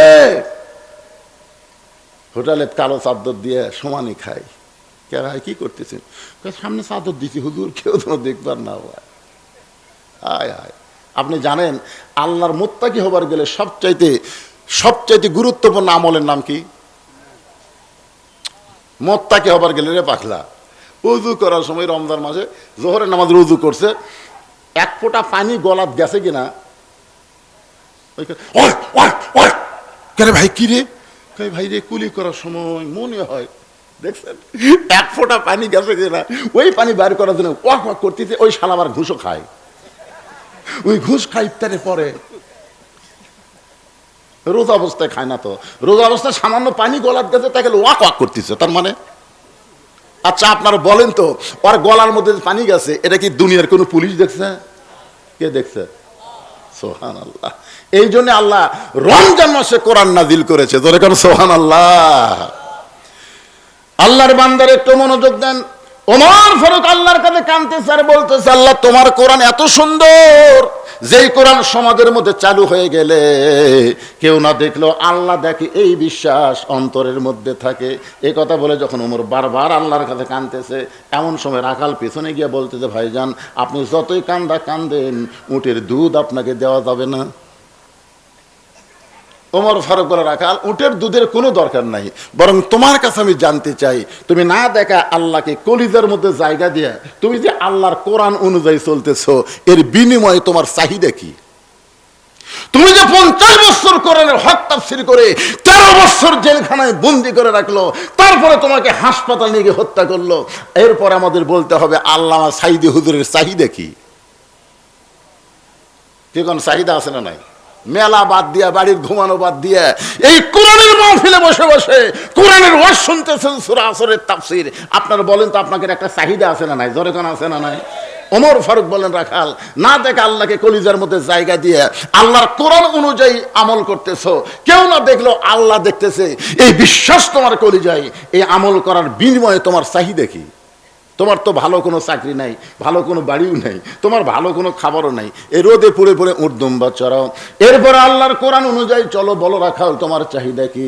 সঙ্গে সঙ্গে রাখাল বলতেছে, পথিক আমার চাহিদার কথা যদি শুনতে চাও তাহলে আমার চাহিদা হলো রব্বানা, সকলে পড়েন, রব্বানা আতিনা ফিদ দুনিয়া হাসানাতাও ওয়া ফিল আখিরাতি হাসানা ওয়া কিনা আযাবান্নার। ওমর ফারুক বলে, রাখাল আমি মূর্খ মানুষ ভাই, আমি তোমার চাহিদার কথা শুনতে চাইলাম আর তুমি কোরআনের আয়াত শুনেলা, তার মানে? রাখাল বলতেছে, তুমি আসলেই মূর্খ। আরে পাগল, এই আয়াতের মাধ্যমে 2টা চাহিদার কথা বললাম। 1 নম্বর চাহিদা হলো মহামানব হযরত উমরকে এই দুনিয়াতে আমি এক নজর দেখতে চাই। রব্বানা আতিনা ফিদ দুনিয়া হাসানা, দুনিয়ার সৌন্দর্য হলো হযরত উমরকে আমি এক নজর দেখতে চাই। যে উমর আল্লাহর কোরআন দিয়ে রাষ্ট্র চালানোর কারণে আমার মতন রাখাল না দেখা আল্লাহকে কলিজার মধ্যে জায়গা দিবার পারছি, সেই হযরত উমরকে যদি একটা বার দেখতে পাইতাম ভাইজান, আমার দুনিয়ার চাহিদা আল্লাহ পুরা করত। আমার 2 নম্বর চাহিদা হলো আমি রাখাল যখন মরে যাব, এই কোরআনকে আমল করার কারণে অধম রাখালকে আল্লাহ যেন জান্নাত দেয়। তাহলে রাখালের চাহিদা কয়টা? 1 নম্বর চাহিদা কি? কেন হযরত উমরকে এক নজর দেখবে? কারণ কি? ভালো নেতা দেখার চেষ্টা করা দরকার। আগামীতে ভোট আছে না নাই? আপনার কোন নেতা দেখবেন? কোন নেতা? কেরে পাগলারা কথা কর না কেন? মনে করতেছেন এই দুনিয়াই দুনিয়া, এরপর আর কোনো দুনিয়া নাই? রাখাল বলতেছে আমার 1 নম্বর চাহিদা হলো হযরত ওমরকে আমি এক নজর দেখতে চাই। 2 নম্বর চাহিদা হলো আমি মারা গেলে আল্লাহ যেন আমাকে জান্নাত দেয়। সঙ্গে সঙ্গে হযরত ওমর দৌড়ে গিয়ে রাখালের হাতটা এরকম খপ করে ধরছে, খপ করে ধরি 3 বার চুমা খাসা। রাখাল কই পাগল নাকি, আমার ঘামা হাতে চুমা খেলা? তার কারণ ওমর ফারুক বলতেছে, রাখাল আল্লাহ তোমার 2 নম্বর চাহিদা পুরা করছে, মরার সঙ্গে সঙ্গে আল্লাহ তোমাকে জান্নাত দিয়ে দিবে। আপনারা সুবহানাল্লাহ বলেন, কিন্তু রাখাল সুবহানাল্লাহ কয় না। ওমর ফারুক বলে, রাখাল মরার সঙ্গে সঙ্গে আল্লাহ তোমাকে জান্নাত দিয়ে দিবে।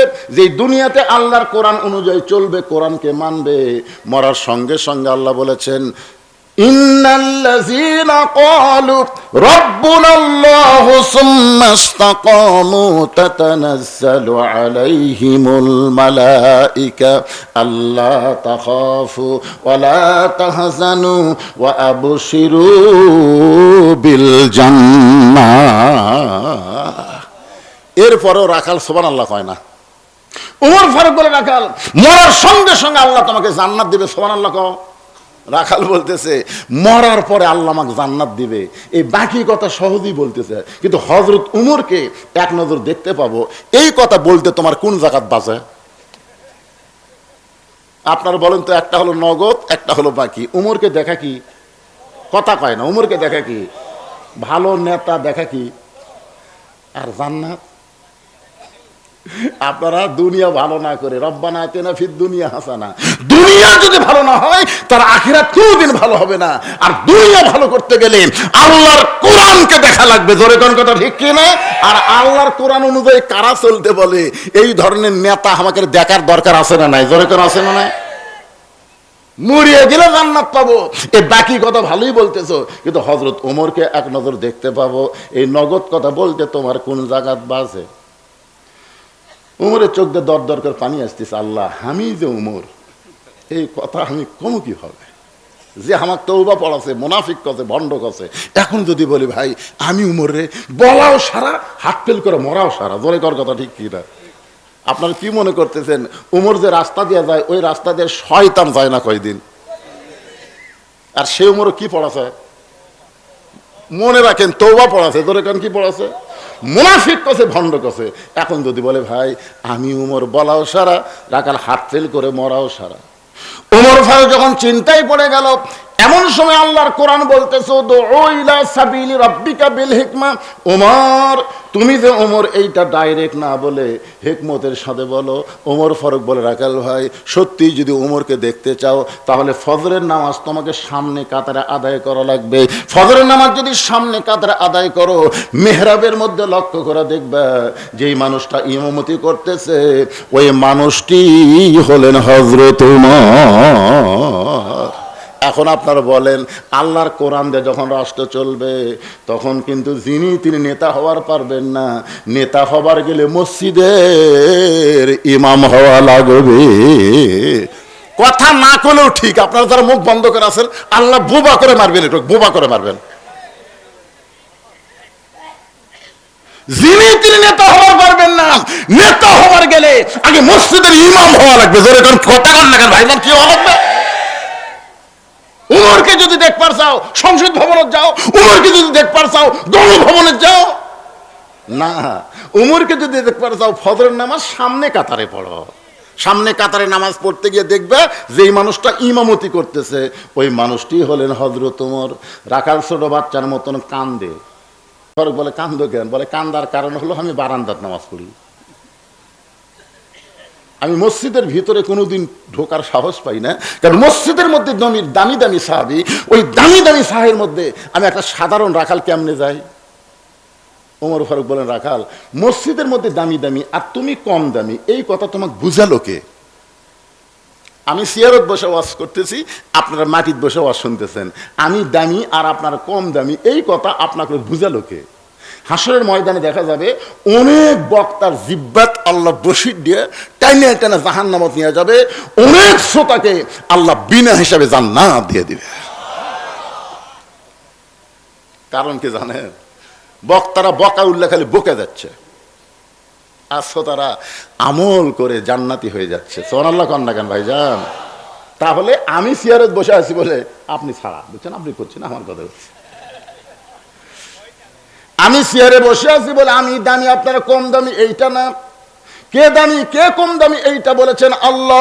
ইন্না আকরামাকুম ইনদাল্লাহি আতকাকুম, ওই ব্যক্তি সবচাইতে দামি হয় যার কলিজার মধ্যে আল্লাহর বেশি ভয়। সুবহানাল্লাহ না খান। ওমর ফারুক বলে রাখাল সত্যি যদি ওমরকে দেখতে চাও তাহলে তোমাকে সামনে কাতারে নামাজ পড়া লাগবে। রাখাল বলতেছে আজকে এশার নামাজ পড়ার পরে আমি আর বাড়ি যাচ্ছি না। ওমর ফারুক বললেন কেন যাবা না? বলে এশার নামাজ পড়ে যদি বাড়িতে যাই তাহলে সামনে কাতার কেমনে পাই? ওমর ফারুক বললেন রাখাল এশা থেকে ফজর অনেক লম্বা সময়, যদি ঘুম ধরে না তুমি এশার নামাজ পড়ে বাড়িতে না যায় ফজর নামাজ সামনে কাতারে ধরবে, কিন্তু এই সময় যদি ঘুম ধরে। রাখাল বলতে ঘুম যদি ধরে তাহলে মসজিদের মধ্যেই ঘুমে যাবো। যেই কথা মসজিদের মধ্যে ঘুমাবো ওমর ফারুকের চেহারা রক্তের মতো লাল করে, মসজিদের মধ্যে ঘুম পড়ার দলিল দে। তুই যে মসজিদে ঘুম পাড়বি তার একটা দলিল থাকা লাগবে না কি ভাই? ঘুম তো দূরের কথা, ঘুমের মধ্যে তো মানুষ বেহুশ হয়ে যায়, খালি ফিস ফিস করে বাড়তিছে। ওই যদি খালি ঠিক মতো আর না হয় তাহলে ওই মসজিদে যদি কেউ চেতন থাকে থাকা পারবি? ওরা সবাই চলে গেছে, কিন্তু এই তিনজন মুসল্লি জোহর নামাজ পড়ে 4টা ফ্যান দিছে। কয়টা? 4টা ফ্যান দিয়ে 1-1 ঘন্টা গল্প করতেছে। ফেরেশতারা বলতেছে আল্লাহ ফাইদা কুদিয়াতি সালাহ ফান্তাশিরু ফিল আরদ, নামাজ হয়ে গেল সবাই চলে গেল, কিন্তু এরা তিনজন যে 4 ফ্যান দিয়ে গল্প করতেছিল রেজাল্ট কি? আল্লাহ বলতে যতক্ষণ মাথার উপর ফ্যান ঘুরিছে এই ফ্যানের কারেন্টের বিল এই তিনজন আলাদাভাবে না দেওয়া পর্যন্ত এরা জান্নাতে যাওয়ার পারবে না, কারণ মসজিদ আর বাপের ঘর না, ইচ্ছা মতো গল্প মারবি। জোরে কোন কথা ঠিক কিনা? মসজিদ কি তোমার বাপের ঘর? মসজিদ কার ঘর? আরো জোরে। মসজিদ ঢোকার কথাও যেমন আছে, বের হওয়ার কথাও আছে। দরকার আছে না নাই? আল্লাহ কোরআনে বললেন, ইজা নুদিয়া লিস-সালাতি মিয়াউমিল জুমআ ফাসাউ ইলা যিকরিল্লাহ। জুমাতে যখন মসজিদের আযান হবে, ওই আযান শোনার সঙ্গে সঙ্গে মসজিদ দিকে যাওয়া লাগবে। হুকুম কার? এই হুকুম মানে আপনার এলাকায় দেখবেন জুমার দিনে সবার শেষে আসা, আগে যায়। এদের সংখ্যা কম না বেশি? আসবি শেষে, যাবে আগে। আসে পুরানা স্যান্ডেল নতুনের কাছে থুবি, যাওয়ার সময় নতুন পাহর দিয়ে যাবি। ধরা পড়লি বলবি বদল হসে ভাই, বদল হসে ভাই। তাহলে সাপাত শালার জুতের বাড়ি। আজ পর্যন্ত আমরা কোনোদিন দেখলাম না যে নতুন স্যান্ডেল থুয়ে পুরাতন পাহর দিয়ে গেছে। কোনোদিন দেখছেন? এ কথা কান না কেন, সত্যি কথার কথা। দেখছেন যতবার বদল হওয়ার ইতিহাস হলো পুরাতন থুয়ে নতুন লেখা, এর বদল। এই জন্য আল্লাহ কোরআনে বললেন, ফাওয়াইলুল লিল মুসাল্লিন আল্লাযীনা হুম আন সালাতিহিম সাহুন আল্লাযীনা হুম ইরাউন ওয়া ইয়ামনাউনাল মাউন। আল্লাহু আকবার। ওমর ফারুক বলে, রাখাল আযানের গুরুত্ব দাও। 5 ওয়াক্ত নামাজের মধ্যে সবচাইতে গুরুত্বপূর্ণ আযানের নাম কি? 5 ওয়াক্ত নামাজের মধ্যে সবচেয়ে গুরুত্বপূর্ণ আযানের নাম কি? আযানের কে রে বারে, এরা কি কবার পারে না নাকি? আপনার বলেন তো, কোন আযানের মধ্যে একই শব্দের অন্য আযানে যে নাই, এই শব্দ 2 বার বেশি কয়, সে আযান কি? এই যুবকেরা যারা ফেসবুক চালাও 1টা 2টা পর্যন্ত, তোমরা যখন ঘুমায় যাও এই শব্দ তোমরা শুনবার পাও। শব্দগুলা কি? আসসালাতু খায়রুম মিনান নাওম, আসসালাতু খায়রুম মিনান নাওম। ঘুম হইতে নামাজ অতি উত্তম। আযানের গুরুত্ব দিও। এতদিন রাখাল নামাজ পড়ছে কোথায়? বারান্দায়। জোরে কান কোথায়? আজকে নামাজ পড়বে কোন জায়গায়? সামনে কাতারে। জোরে কান কোথায়? ভিতরে না, সামনে কাতারে। ওমর ফারুককে দেখার জন্য ভিতরে পড়লে হবি তাই? সামনে কাতারে পাগল। মসজিদ নববী কত বড়, এদের হাজি সাহেব করে দেখেন, বিশাল। এখন সামনে কাতারে নামাজ পড়বে, আযানের গুরুত্ব কম না বেশি? আপনারা বলেন তো, যেই মুসল্লি বারান্দায় নামাজ পড়ে এরা আযানের গুরুত্ব দেয় না একামতের? বারান্দার যারা নামাজ পড়ে আযানের গুরুত্ব দেয়? ওরা খালি ঘড়ি দেখে, আকামত কখন দিবি, আকামত কখন দিবি। 4টার সময় আকামত হবি, ওই দেখবেন 2 মিনিট আগে আসবি। আসে, ওর আর ভিতরে জায়গা নেই, ওই বারান্দাত খাড়া আছে। শয়তান কিছুই বলতেছে না, খালি বলতেছে নিয়ত কর, নিয়ত কর। তারপরে তো কি করা দরকার? যেই নিয়ত করছি ইলা জিহাদিল কাবাতি শরীফত আল্লাহু আকবার, তখন শয়তান বলতে দেখে, রে তুই যে তাড়াতাড়ি দোকানের তালা দিয়ে লিসাবি। মানে এই গোপীনাথপুরের মসজিদের বারান্দাত কারা নামাজ পড়ে? এই দোকানদাররাই বেশি পড়ে। তুই যে তাড়াতাড়ি তালা দিয়ে লিসাবি। রে এমন সময় মনে হলো, রে চাবির কথা কি করি রে। তখন এই হাত আগে টান দিয়েছে, আগে ডান হাত টান দিয়া, আচ্ছা আচ্ছা আল্লাহ কই তোর নামাজ গেছে। হাদিসে আছে বিস্তারিত, হুজুরি কলব ব্যতীত করছিন কালেও নামাজ তোর হবে না। তবে কেন গাও জোয়ারি, মানুষকে দেখাও নামাজ পড়ি, ও তোমার সিদ্ধ বীজে সুফসল ফলবে না। আজও কেন আল্লাহর নামাজ ধরতে পারলা না? আল্লাহর নামাজ ধরবার গেলে আকামতের গুরুত্ব দেওয়া চলবে না, আযানের গুরুত্ব দেওয়া লাগবে। এতদিন রাখাল নামাজ পড়ছে বারান্দায়, আজকে নামাজ পড়বে সামনে কাতারে। যেই মাত্র মুয়াজ্জিন ফজর আযান দিয়েছে, সঙ্গে সঙ্গে মসজিদকে লক্ষ্য করে একটু দৌড়ায় দৌড়ায় হাঁটতেছে। বারান্দায় এসে বলতেছে, বারান্দা মনে কষ্ট লইস না, খালি দেখার জন্য ঢুকতেছি, খালি দেখার জন্য। মানে যারা বারান্দাত নামাজ পড়ে, বারান্দাতে একটা মজাই আলাদা। যারা বারান্দাত নামাজ পড়ে ভিতর ঢুকে পারবেন না, কারণ সালাম ফিরালি দৌড়। এখন সামনে কাতারে যে লোকটা নামাজ পড়তেছে, সালাম ফিরানোর সাথে দৌড় দিয়ে পারবি? বাইরে হওয়ার সাথে দেখে নিয়ত করতে পারে, এইদিকে তাকা দিকে, ওরে তখন বলতেছে এই মসজিদে লাঠি নাই, ওই বাড়াবি একটা লাঠি দিয়ে। আগে কিন্তু আমাদের 10 বছর আগে মসজিদে কোনো লাঠি ছিল না, কথা কর না কেন ছিল, এখন ওই সামনে দিয়ে লাঠি দিয়ে পার হয়ে যায়। একটু মনোযোগ দিয়ে শুনবেন, এতদিন রাখাল নামাজ পড়েছে বারান্দায়, আজকে মসজিদের ভিতরে ঢুকতেছে। আল্লাহর ঘর মসজিদের মধ্যে যখন ঢুকবে তখন নিজের ইচ্ছা মতো ঢোকা চলবে না, ডান পায়ে ঢোকা লাগবে। শুধু ডান পায়ে ঢুকলে হবে না, জবান খুলে একটা দোয়া পড়া লাগবে। রে যুবকেরা, এই দোয়াটা আমার সঙ্গে সবালে পড়ো। আল্লাহুম্মা ইফতাহলি, পড়েন আল্লাহুম্মা ইফতাহলি আবওয়াবা রহমাতিক। এই দোয়াটা পড়ে রাখাল মসজিদের সামনে কাতারে যাবার চাই। রাখাল যখন সামনে কাতারে যাবার চাই, প্রত্যেকটা সাহাবী নড়ে সরে রাখালকে যাওয়ার রাস্তা করে দেয়। রাখাল কে রে? এতদিন বারান্দার থেকে কি মনে করছিলাম? বারান্দার থেকে মনে করছিলাম ভিতরে দামি দামি, কিন্তু আজকে ভিতরে ঢুকে দেখতেছি আমিও যা এরাও তাই। এটা কিন্তু ভিতরে না ঢুকলে বোঝার উপায় নাই। এখন সামনে কাতারে এসপি দাঁড়াচ্ছে, একটা মুসল্লি ছাড়া কাতার পুরা হচ্ছে না। এসপি কয় একটা মুসল্লি নাই, সামনে কাতার পুরা করার দরকার আছে না নাই? এখন এসপি বারে এসপি চিন্তা করতেছে একটা মুসল্লি নাই। পিছন দিকে তাকে দেখে দরজা চৌকিদার খাড়া হয়ে আছে। এসপি কাতার পুরা করার জন্য ডাকতেছে, আয় আয়। চৌকিদার বলে, না স্যার, আপনি এসপি, আমি চৌকিদার। এসপি বলতেছে না বেড়ার কথা হলো আমি এসপি, তুই চৌকিদার, ভিতরে ঢুকে দেখ। চৌকিদার আর ভয়ে যায়। এসপি তখন জাগা ছাড়িয়া আচ্ছা চৌকিদার হাত ধরে, তোর ডাকি তুই যাস না। তখন বলতেছে, স্যার আপনি এসপি, আমি চৌকিদার। ওটা বেড়ার কথা। একের কাছে নিয়ে বলতেছে, আমার গোড়ালির সঙ্গে গোড়ালি মিল করে খাড়া হয়। চৌকিদার বলতে, স্যার আমার গোড়া দেখছেন? আমার গোড়া দৌড়ে ফেটে গেছে, আপনার গোড়া তেলতেলা। গোড়ার সাথে গোড়ালি মিল করলে খুরের মতন ধার হয়। ফাটা গোড়া বোঝেন না? ফাটা গোড়া বোঝেন?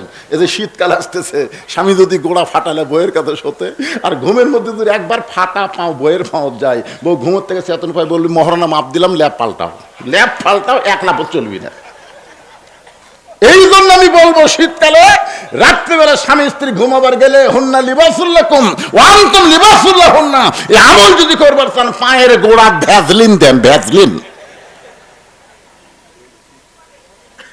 এখন এসপি সাহেব পুলিশ চৌকিদারকে বলতেছে, গোড়ালির সঙ্গে গোড়ালি মিল কর। এখন চৌকিদার গোড়ালির সঙ্গে গোড়ালি মিল করে একটু ফাঁকে যায়। এসপি টান দেখায়, কাছে আয়, ফাঁকের মধ্যে শয়তান ঢুকবি। চৌকিদার কয়, আল্লাহ কি দেখতেছে, আল্লাহ চৌকিদার এসপি এক কাতার। এই জন্যই তো ভাই, উদখুলু ফিস সিলমি কাফা, ইসলামের বাইরে থাকলে বোঝা যাবে না, ইসলামের ভিতরে পুরাপুরি ঢুকে দেখেন। সব মুসলমান ভাই আমাদের মধ্যে কোনো উঁচু নাই, গরিব নাই, ধনী নাই, কালো নাই, সাদা নাই, বাটে নাই, লম্বা নাই, সব ভেদাভেদ। ইসলাম মানুষকে ভুলে দেয়। ধরে কোন কথা ঠিক কিনা? এটা ভিতরে না আসলে বোঝা যাবে না।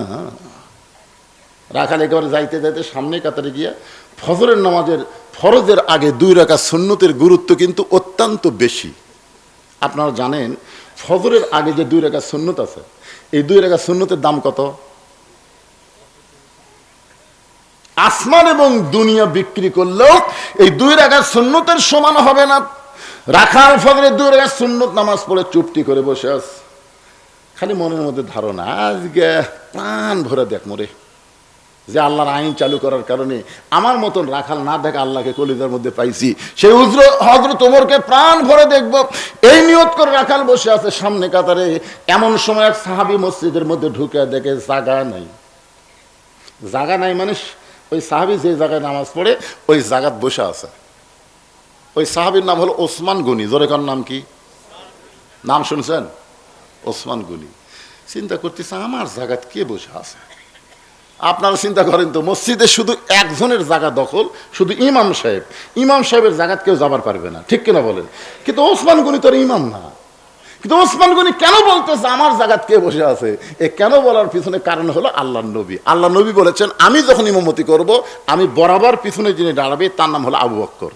আবু বকর যখন ইমামতি করবে, আবু বকর বরাবর যিনি পিছনে দাঁড়াবে তার নাম হলো ওমর যখন ইমামতি করবে, ওমর বরাবর পিছনে যিনি দাঁড়াবে তার নাম হলো ওসমান যখন ইমাম হবে, ওসমান বরাবর পিছনে যিনি দাঁড়াবে তার নাম হলো হযরত আলী যখন ইমামতি করবে, আলী বরাবর পিছনে। এই পিছনে শব্দ উল্লেখ করে কে দাঁড়াবে নবী আর নাম কয় না। সাহেব বললেন, হুজুর তাহলে হযরত আলী যখন ইমামতি করবে, আলী বরাবর পিছনে কে দাঁড়াবে? সঙ্গে সঙ্গে রাসূল বললেন, মা ইয়ানতিকু আনিল হাওয়া ইন হুয়া ইল্লা ওয়াহয়ুন ইউহা। আমি নবী ততক্ষণ পর্যন্ত বলতে পারি না যতক্ষণ আল্লাহ না বলায়। ওই আলী পর্যন্তই হলো খোলাফায়ে রাশিদিন। সুবহানাল্লাহ বলেন। তাহলে হযরত ওমর যখন ইমামতি করবে, ওমর বরাবর পিছনে কে দাঁড়াবে? কথা কয় না, জোরে কন, কে দাঁড়াবে? কিন্তু আয়েশা দেখে জায়গা দখল। প্রত্যেক জুম্মায় সানি খুতবার মধ্যে ইমাম সাহেব আপনাদের শোনায় আল হায়াউন ওসমান। ওসমান হলো সবচাইতে শর্মিন্দা, সবচাইতে নরম। চিন্তা করতেছে, আমার জায়গার যখন একজন বসে আছে, থাক, শরম বেশিছে। কাছে যায় দেখে রাখালের পাশে ফাঁকা জায়গা। ওই ফাঁকা জায়গায় ওসমান গনি 2 রাকাত সুন্নত নামাজ পড়ে রাখালের দিকে পর পর 3 বার তাকাছে। কয়বার? কোনোদিনও দেখেনি, আজকেই প্রথম। একটু দেখার দরকার আছে না নাই? যারকে শরম কম, শোনেন, যারকে শরম কম তার এক দেখায় কাম সারবি, এক দেখাতেই কাম সারবি। কিন্তু যারকে শরম বেশি, রাস্তার যদি কোনো সুন্দরী মেয়ে দেখে, ওরা কি কুত্তার লাগাল টক লাগা থাকে? দেখে শরম বেশি বাড়ে। হ্যাঁ, যে ছেলেরা একবার মেয়ের দিকে তাকায় বারবার তাকায় না, কুল্লিল মুমিনিনা ইয়াগুদ্দু মিন আবসারিহিম, আল্লাহ কোরআনে বলেছে, মুমিন যারা হবে তাদের নজর থাকবে নিচের দিকে। ভুল করবে যদি একবার যায়, বারবার তাকায় না। ওসমান গনির শরম বেশি হওয়ার কারণ রাখালের দিকে কয়বার তাকাইছে? 3 বার। ধরে বলেন কয়বার? একটা মূর্খ মানুষের দিকে যদি আপনি বারবার তাকান, আপনারা বলেন তো, মূর্খ মানুষ খুশি হয় না রাগ করে? কেমন রাগ করে? আপনারা তো টাকা নিয়ে, আমি তাকাচ্ছি, মানে আমার গাড়ির সাথে ভ্যানের হুক বেজে দিবে, অটো ভ্যানের হুক। আমি ড্রাইভারকে বললাম মাটিতে নামা, ওই নামাবি না, ওই পাইলট। এখনকার অটো ভ্যান যারা চলায় এরা হলো পাইলট। ধরে করে এরা কি, ওরে বাবা, মানে উড়ে যাচ্ছে রে, কেন তুই জানবো না তোর ব্রেক দুর্বল। এই জন্য ভাইজান, অটো ভ্যান চড়া মাত্রই আপনাকে বলবেন তোর ব্রেক দুর্বল, চাকা চিকন, চাকা চিকন, ব্রেক দুর্বল, আস্তে আস্তে চলা। উইও পাইলট, আপনারা পাইলট হয়ে না, 3 মাথার যে কাঠ হয়ে পড়ে থাকবেন। জোরে কোন কথা ঠিক কিনা? মনে হয় ভ্যানের এটা লাগাবে আমার গাড়ির। তখন আমি খালি গ্লাস নামে তাকাছি, জানা লাগাই, হুজুর গাড়ির চড়া মশান মারতেছেন। আমি বললাম, ভাই আমি তো কিছু বলি নাই। তাকা থাকেন কেন হুজুর, তাকা থাকেন কেন? রাখালের দিকে পরবার 3 বার তাকানোর কারণ রাখাল এত রাগ করেছে, চিল্লা বলে, এই মেয়ে বারবার আমার দিকে তাকাও কেন? সঙ্গে সঙ্গে ওসমান গনি দাঁড়িয়ে গেছে। ওসমান গনি ভয় থরথর করে দাঁড়িয়ে গেছে, কারণ রাখাল এমন জোর একটা ধমক মারছে, এই মেয়ে বারবার আমার দিকে তাকাও কেন? ওসমান গনি দাঁড়িয়ে বলতে, ভাইজান কোনোদিন আপনাকে সামনে কাতারে দেখি নাই, আজকে প্রথম সামনে কাতারে দেখতেছি, এই জন্য পরপর 3 বার দেখেছি। ও ভাইজান আপনার পরিচয় কি? বলতেছে, আমার পরিচয় হলো আমি একজন রাখাল। যেই বলছে আমার পরিচয় আমি একজন রাখাল, ওসমান গনি মুস্কি মুস্কি হাসতেছে। মুস্কি মুস্কি হাসার কারণ হলো, রাখাল যারা হবে তাদের ভাষা সব সময় নরম থাকলে হবে না, রাখালের ভাষা মাঝে মধ্যে গরম হওয়া লাগবে। জোরে কোন কথা ঠিক কিনা? আপনারা বলেন তো, আল্লাহ রাসূলের একটা হাদিস আছে যে আল্লাহ তাআলা প্রত্যেকটা অভিভাবককে দুনিয়াতে রাখালের দায়িত্ব দিয়া প্রেরণ করেছে। কিসের দায়িত্ব? জোরে কন না কেন? রাখালের দায়িত্ব দিয়ে আল্লাহ প্রেরণ করেছে। হয়তো এখন আপনি চিন্তা করতেছেন, হুজুর আমার তো গরু নাই, ছাগল নাই, আমি কিসের রাখালি করব? আপনি চোখ বন্ধ করে দেখেন, আছে, চোখ বন্ধ করে দেখেন, দেখেন তো আছে নাকি নাই। চোখ বন্ধ করে দেখেন, আপনার বাড়িতে 50 বছরের একটা গাভী আছে। আমার বাড়িতে আছে তো, আচ্ছা, আমার গাভীর বয়স হলো 50 বছর। গাভী মানে আমার বউ। আপনি কি মনে করতেছেন আপনার গাভী যে মাঝে মধ্যে স্টার জলসা দেখতেছে, হিন্দুকের ভারতের চ্যানেল আপনাকে ঘরত বাজতেছে, লো লো লো লো লো হরি হরি হরি হরি করতেছে, তা আপনি সামনে কাতারে মরদ হয়ে নামাজ পড়তেছেন, আর আপনার বউ ভারতের স্টার জলসা দেখতেছে, আপনার রাখালি করার দরকার আছে না নাই? জোরে করা আছে না নাই?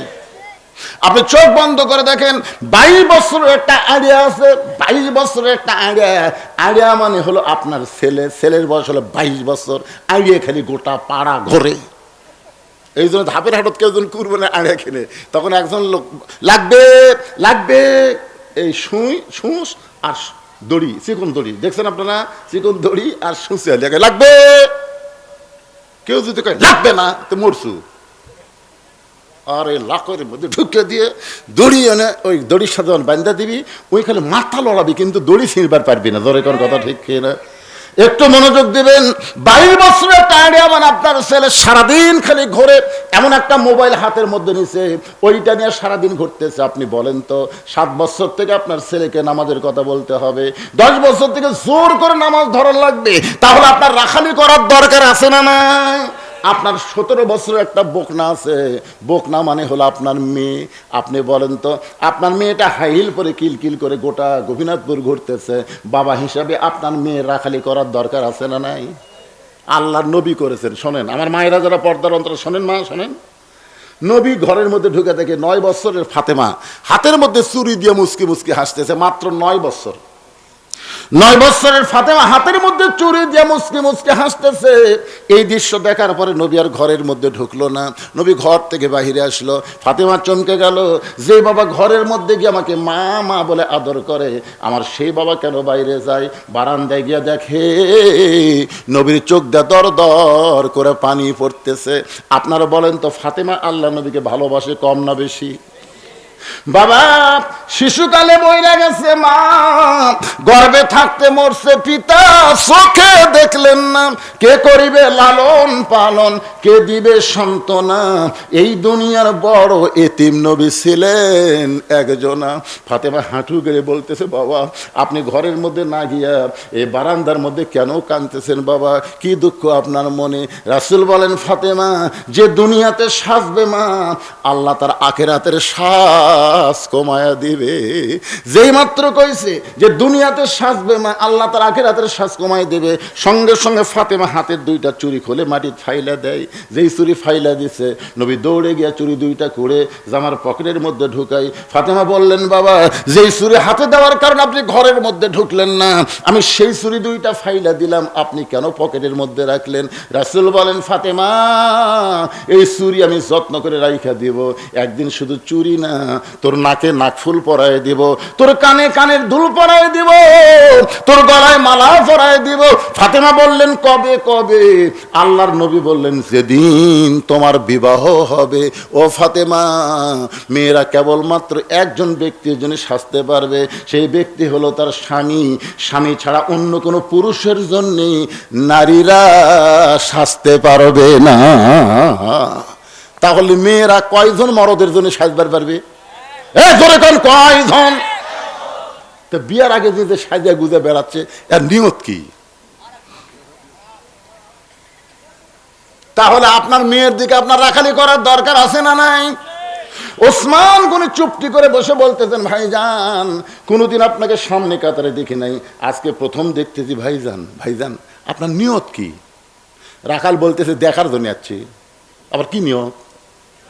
বারান্দার নামাজ পড়ি, আজকে দেখার জন্য যাচ্ছি, দেখা হয়ে গেলে আমি আর কোনোদিন কষ্ট করে এই জায়গাত আসবো না। ওসমান গনি বললেন, ভাইজান আজকে যে দেখা হবে তার গ্যারান্টি কি? পাগল নাকি? দেখার জন্য যাচ্ছি। ওসমান গনি বলে, ভাইজান একদিন আপনি আশাই দেখবেন, আমি কয়েক বছর হলে সামনে কাতারে নামাজ পড়তেছি, এখন পর্যন্ত আমার দেখা হয়নি। রাখাল বলতেছে, কি করলেন ভাই? ওসমান গনি বলতেছে, কয়েক বছর হলে সামনে কাতারে নামাজ পড়তেছি, এখন পর্যন্ত আমার দেখা হয় নাই। ওসমান গনি যাকে দেখতে আসে সামনে কাতারে, তিনি হলেন নামাজের মালিক আল্লাহ। আপনারা বলেন তো, নামাজের মধ্যে কি আল্লাহ দেখা যায়? এ না কে কলরা না বলা মাত্রই নবীর হাদিসকে অস্বীকার করা হবে। আনতা আবুদুল্লাহ কাআন্নাকা তারাহু ফাইন লাম তাকুন তারাহু ফাইন্নাহু ইয়ারাকা। এটা একটা হাদিস। আর একটা হাদিস হচ্ছে as-সালাতু মিরাজুল মুমিনিন, নামাজ হচ্ছে মুমিনদের জন্য মেরাজ। এই 2টা হাদিসের দ্বারা বোঝা যায় দেখা যায় যদি ভালো চোখ হয়। আমাকে এই চোখ দেখাম হবে না, এই চোখ দেখ, চশমা পরা লাগবি, চশমা। আল্লাহর বান্দার একটু গুরুত্ব দিবেন। ওসমান গনি সামনে কাতারে নামাজ পড়ে কাকে দেখার জন্য? জোরে বলেন কাকে? আর রাখাল সামনে কাতারে আসছে কাকে দেখার জন্য? ওমরকে। 2 জনই দেখবে, একজন দেখবে আল্লাহ, আর একজন দেখবেন আল্লাহ ওয়ালা। রাখাল বলতে, ভাই একটা কাজ করেন, ওসমান গনি বলে, ভাই কি কাজ?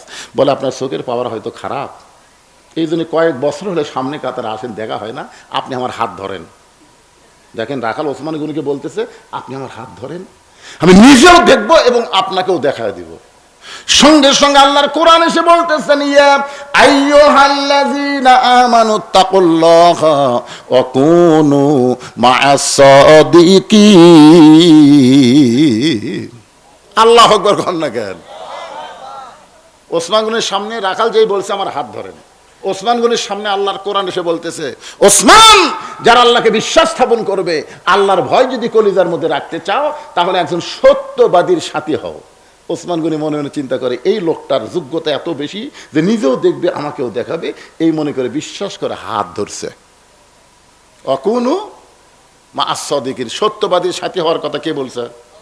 আপনার বলেন তো, বর্তমানে বাংলাদেশে সত্যবাদী কারা?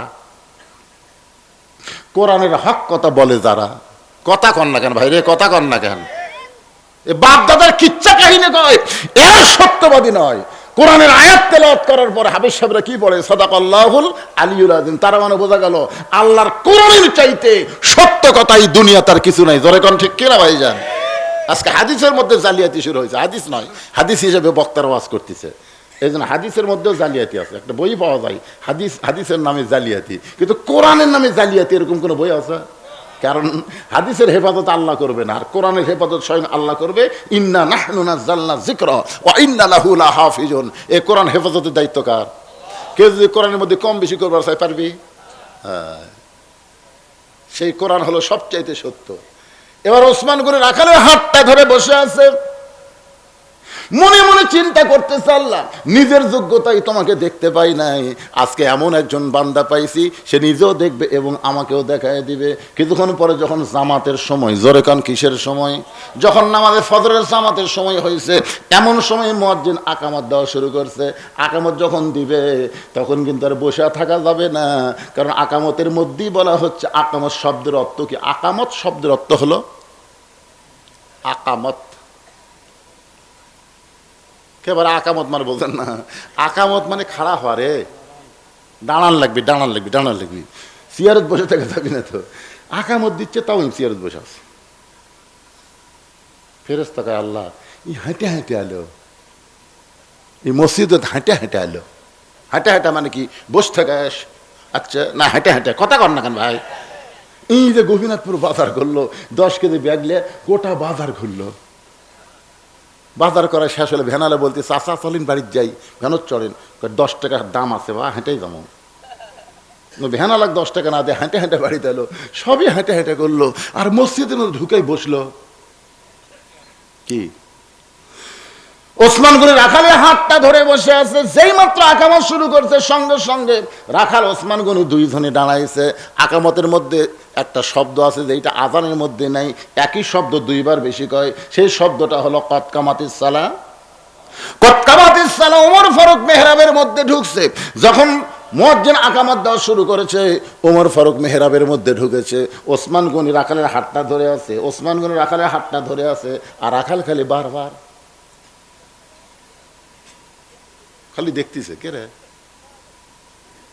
রে, কে রে তুমি রে? যাই আমাকে করলো, উমর যদি দেখবার চাও তাহলে। যেই মাত্র মুয়াজ্জিন বলেছে কদ কামাতিস সালাহ, কদ কামাতিস সালাহ, সঙ্গে সঙ্গে রাখাল আল্লাহু আকবার, আল্লাহু আকবার যখন লোকমা দিয়েছে, ওসমান গনি রাখালে হাতটা ছাড়া দিয়ে বলতেছে, ও ভাইজান, ইমাম সাহেব যখন ভুল করে তখন মুসল্লি লোকমা দেয়, এখন পর্যন্ত আকামতি শেষ হয় নাই, আর তুমি আল্লাহু আকবার লোকমা দেওয়ার কারণ কি? রাখাল বলতেছে, এই জন্যই তো তুই কানা, এই জন্য এত বছর হলে সামনে কাতারে নামাজ পড়িস, এখন পর্যন্ত দেখবার পাস না আমি কি জন্য লোকমা দিলাম, মিয়া তুমি জানো না? সঙ্গে সঙ্গে দ্বিতীয় কাতার থেকে একজন সাহাবী দৌড়ে এসে রাখালে হাতটা হেঁচকা দিয়ে বলতেছে, এই পাগল, তুই কারে কানা কানা বলে তিরস্কার করতেছি? তুই কি জানিস যে ব্যক্তি এতক্ষণ তোর হাতটা ধরেছিল, এই মহান ব্যক্তিকে তুই কি বলতে পারিস? রাখাল চিল্লায় বলে, আমি বারান্দায় নামাজ পড়ি, আমি মসজিদের ভিতরে কাউরে চিনি না। সাহেব বলে, পাগল রে, এতক্ষণ যেই ব্যক্তি তোর হাতটা ধরে দাঁড়িয়েছিল ওই ব্যক্তি হলো আল্লাহ নবীর ডবল জামাই ওসমান গনি। কোরআন শরীফ যখন পড়ি তখন দেখবেন আল্লাহ গানিয়ুন ওয়া আনতুমুল ফুকারা, আল্লাহ হচ্ছে ধনী, বাদ বাকি সবাই ফকির। এখানে যত মানুষ আমরা বসে আছি আমরা সবাই কি ফকির? কাউ বলতে শরম লাগতেছে, কিন্তু আল্লাহ রাসূল বলেছেন ইল্লা ওসমানু গানিয়ুন, একমাত্র আল্লাহ ধনী, বাদ বাকি সবাই ফকির, শুধু ওসমান ধনী। সাহাবীরা বললেন হুজুর ওসমান গনি ধনী হওয়ার কারণ কি? রাসূল বললেন তাহলে শোনো। একদিন আল্লাহ নবী ওসমানকে ডাক দিয়ে বলে, ওসমান আল্লাহ তোমাকে কত সম্পদ দিছে তোমার কি হিসাব আছে? মানে আল্লাহ কত সম্পদ তোমাকে দিছে বলারও কিন্তু সাইজ আছে। আমরা বলি ভাই আপনি এত সম্পদের মালিক হলেন, আপনি এত সম্পদের মালিক, এই কথা বলা সেরে কি? সম্পদের মালিক মানুষ না, সম্পদের মালিক হচ্ছে আল্লাহ। তাহলে বলতে হবে কিভাবে? আল্লাহ আপনাকে এত সম্পদ দিল, তার মানে আল্লাহ দিছে, আপনার না, দিছে কে? হ্যাঁ, রাসূল বলতেছে ওসমান আল্লাহ তোমাকে এত সম্পদ দান করেছে, তোমার সম্পদের হিসাব কি তুমি জানো? ওসমান গনি বলে হুজুর যার উপর জাকাত ফরজ আছে তার তো হিসাব থয় লাগে। আপনারা বলেন তো হিসাব ছাড়া জাকাত দিয়ে পারবেন? মন চাচ্ছে আমার এত আছে বা মুষ্টিমে কিছু দিয়ে দিন, এটা চলবে না। শতকরা 2.5 টাকা দেওয়া লাগবে, 100 টাকার 2.5 টাকা, 100 টাকার এক কথা বল না কেন, 100 টাকার কোন ব্যক্তি যদি বেশিও দেয় তাও হবে না, কম দাও তাও হবে না, হিসাব করে দেওয়া লাগবে। ওসমান গনি বলতেছে একটা হিসাব তো আমার আছেই। রাসূল বললেন বাবা কি হিসাব? বললেন হুজুর আল্লাহ আমাকে যত সম্পদ দিচ্ছে এই সম্পদ যেই গুদামে রাখা লাগে সেই গুদামে যে তালা দেওয়া হয়, যে গুদামে সম্পদ রাখি এই গুদামের যে তালা দেওয়া হয় এই তালার চাবি টানতে একটা উট হিমশিম খায়। তাহলে কত গুদাম আছে, কত তালা দিয়েছে, তালা টানার জন্য কিন্তু না, চাবি চাবি চাবি টানতে গিয়ে একটা উট হিমশিম খায়। আল্লাহ রাসূল ওসমান আল্লাহ তোমাকে যে সম্পদ দিয়েছে এই সম্পদ যদি আল্লাহ ফেরত চায়, যত সম্পদ আল্লাহ দিছে এই সম্পদ আল্লাহ বলতে আমাকে দে রে ওসমান আমাকে দে, তাহলে তুমি কি করবে? এই কথা শুনে ওসমান গনি মারছে দৌড়, যে দৌড় মারছে ওমর ফারুক বলে ইয়া রাসূলুল্লাহ দেখছেন দেখছেন কি হারে দৌড় মারলো। রাসূল বলে ওমর তদন্ত না করে কোনো কথা বলো না, দৌড় মারছে বলে তুমি কি বুঝতে পারছো?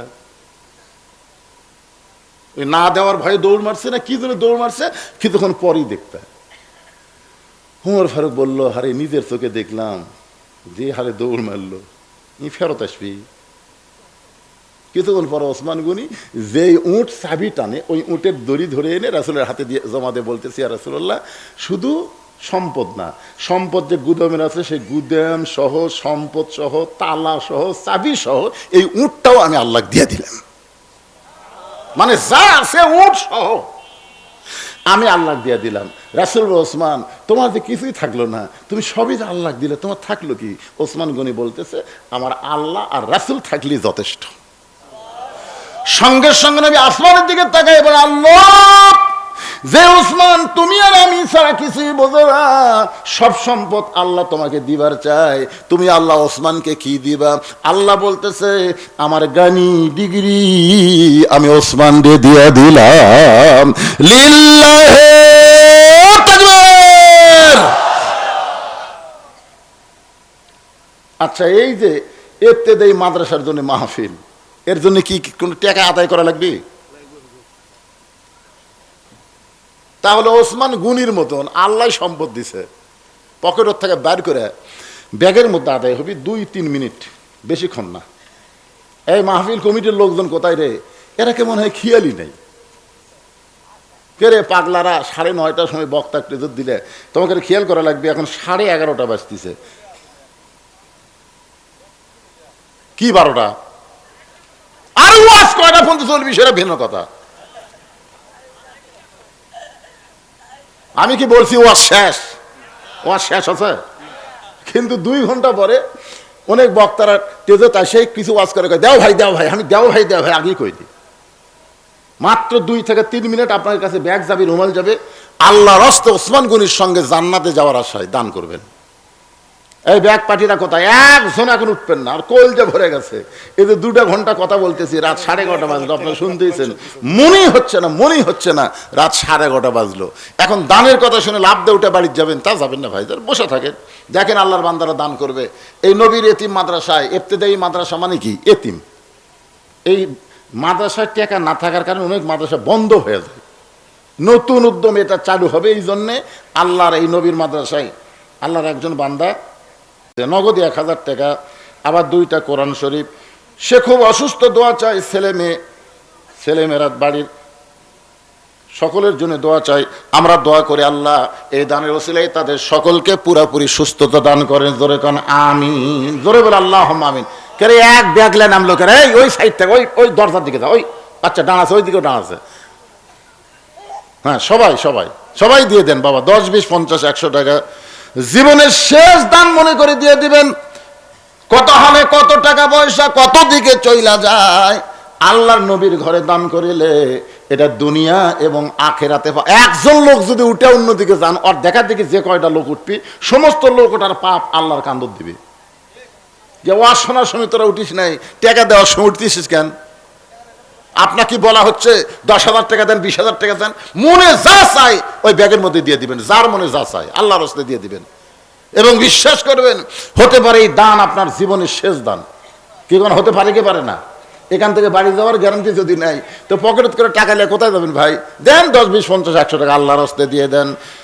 দুনিয়ারই টাকা পয়সা দুনিয়াতে রবে, ফকির হয়ে মানুষ কবরেতে যাবে। দিয়া আল্লাহ বোঝে মন, কাইডা নিতে কতক্ষণ। আল্লাহ দিয়া মন বোঝে, আবার যে কোনো সময় কাইডা নিবার পারে। বাবা কান্দে, মা কান্দে, কবরেতে শুয়া দেখলি না রে দরদের বেটা, একবারও আসিয়া বাবার কথা মনে করে, মায়ের কথা মনে করে এই নবীর মাদ্রাসায়, এতিম মাদ্রাসায়, ইবতেদায়ী স্বতন্ত্র মাদ্রাসায় একটা কোরআন শরীফ দান করতে পারবেন। মাত্র 200 টাকা দিলে একটা কোরআন শরীফ দান করার সওয়াব আল্লাহ আপনার বাপ মার কবরে দিয়ে দিবে। ইবতেদায়ী মাদ্রাসায় 200 টাকা দিবেন, একটা কোরআন শরীফ দান করার সওয়াব আল্লাহ আপনার বাপ মার কবরে দিবে। এখানে এমন কোন আল্লাহর বান্দা আছে যার বাপ মার কবরের কথা চিন্তা করে একটা কোরআন শরীফ বাবদ মাত্র 200 টাকা দিবেন? ভাই এখন অনেকে দিবার আছে, কিন্তু আপনার টেস্ট যে হারে করতেছেন, আমি তো হাত দিয়ে লেওয়াও কঠিন। আরে নাম লেখা পরে ছেলেদের 200 টাকা দিবি, এটা লিবেন কি করে?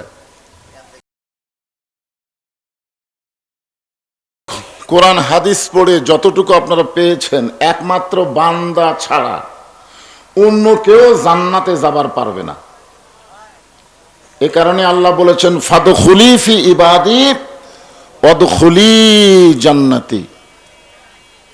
যে আল্লাহর বান্দা হবে, আল্লাহ কেবলমাত্র তাদেরকেই জান্নাতে প্রবেশ করাবে। সুবহানাল্লাহ বলেন।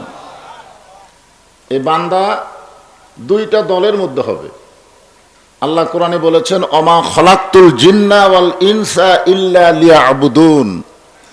কেবলমাত্র জিন এবং ইনসানকে আল্লাহর ইবাদতের জন্যই সৃষ্টি করা হয়েছে। বলেন সুবহানাল্লাহ। ইবাদত ছাড়া কোনো কাজ নাই তো। কার ইবাদত? আল্লাহ। আমরা আল্লাহর ইবাদত করব, বিনিময়ে আল্লাহ আমাদেরকে জান্নাত দিয়ে দিবেন। বাকি তো জান্নাত কি পাচ্ছেন না পাবেন? বাকির উপরে খুব একটা ঝাঁকি নাই। জান্নাত বানাইছেন কে? আল্লাহ বানায়নি। আল্লাহ হুকুম দিয়েছেন, আল্লাহর হুকুমে ফেরেশতারা বানাইছেন। আল্লাহ কোনো কাজই করে না, আল্লাহর কোনো কাজ নাই, আল্লাহ খালি হুকুম করে। জোরে কোন কি করে? হাকিম হয়ে হুকুম করে। আল্লাহ কোনো কাজ করে? এই যে আমরা এখানে বসে আছি, এটা কে দেখতেছে? আল্লাহ ফেরেশতা পাঠাইছে। আল্লাহ ফেরেশতা পাঠাইছে, অসংখ্য ফেরেশতা এখানে এসে আল্লাহর হুকুমে আমাদেরকে দেখতেছে। বলেন সুবহানাল্লাহ। আমরা সারা জীবন যে পাপ করি, নেকি করি, এগুলো কি আল্লাহ দেখে না? কিন্তু লেখে কে? দেখছেন? এগুলো ফেরেশতারা লেখে, 2 কান্দে 2টা ফেরেশতা আছে। তো আল্লাহ জান্নাত বানাইছেন ফেরেশতার মাধ্যমে। আল্লাহ হুকুম করেছেন, আল্লাহর হুকুম অনুযায়ী ফেরেশতারা জান্নাত তৈরি করেছেন। ফেরেশতাদের সর্দারের নাম হলো ফেরেশতা জিবরাইল। একদিন সাহস করে আল্লাহকে বলতেছে, আল্লাহ এত বড় জান্নাত বানাইলাম, এই জান্নাতটা একটু দেখবার চাই। আল্লাহ বললেন তোমার দরখাস্ত মঞ্জুর। সুবহানাল্লাহ বলেন। ফেরেশতা জিবরাইল চমকে উঠছে যে আল্লাহ চাওয়া মাত্রই আপনি আমাকে দিয়ে দিলেন। আল্লাহ বলে, কি দিছি একটু চিন্তা করো।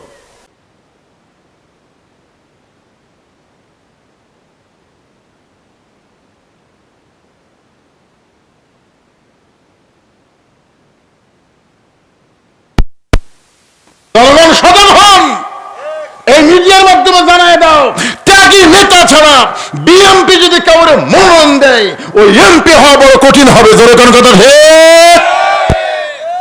এই গ্রামের কৃতি সন্তান ইঞ্জিনিয়ার গোলাম মোস্তফাকে আমরা আগামীতে এমপি দেখতে চাই। আল্লাহ কবুল করুক। জোরে কোন আমিন। এটা আর কি দিছে রে বাপ, দান নাকি?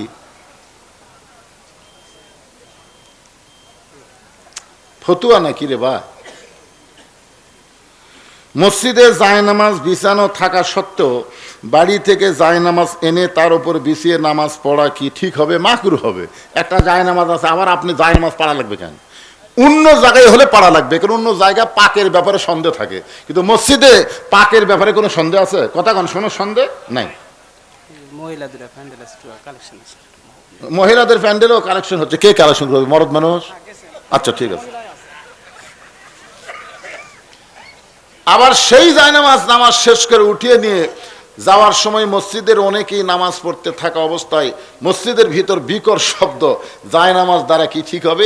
এরা অহংকারী লোক, নিজে নামাজ পড়া তুলে চলে যাচ্ছে। কারণ আল্লাহর ঘর তো একটা দিয়েই দিছু, দিয়েই দে, আবার তুলিস কে? আর তোলার সময় ঠস ঠস করে শব্দ হয়, ইয়ার কি মারতিছু আল্লাহর সাথে? একজন ব্যক্তি এই কাজগুলো করে, এখন করণীয় কি? যাই করতেছে তাই যদি শুনবার পায় আর করবি না, তাই যদি শুনবার পাই আর করবে না। কারণ জায়নামাজ বিছাইছে সুলতান বলকি মহিষুয়ার পশুরামের সামনে। ধরে কোন কথা ঠিক কি না? আপনার এখন তো জায়নামাজের পাওয়ার আছে না নাই? বিশাল পাওয়ার। আগে এটা দিলে তো ফতুয়া মতাকে একটা ওয়াজও করে দিতাম। দেখো যেটা বলতেছি, আসেন আমার মায়েরা যারা পর্দার অন্তরালে আল্লাহর রাস্তায় ইত্তেদায়ী মাদ্রাসায় দান করবেন।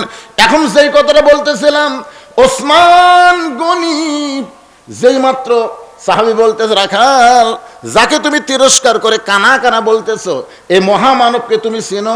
এই মানুষটা হলো আল্লাহ নবীর ডবল জামাই ওসমান গনি। সঙ্গে সঙ্গে রাখাল চিল্লায় বলে, আমি বারান্দায় নামাজ পড়ি, আমি ভিতরের কাউরে চিনি না, আমি ভিতরের কাউরে চিনি না, কিন্তু এই পথিক আমার সর্বনাশ করছে। উমর ফারুকের দিকে রাখাল আঙ্গুল দেখায় বলতেছে, ওই পথিক আমার সর্বনাশ করছে, ওই পথিক আমারে কইছে, হযরত উমরকে যদি দেখতে চাও তাহলে সামনে কাতারে নামাজ পড়ো। আমার সারা জীবনের সাধনা হয়তো উমরকে আমি এক নজর দেখতে চাই, শুধু উমরকে দেখার জন্য বারান্দা থেকে সামনে কাতারে আইছি ভাই।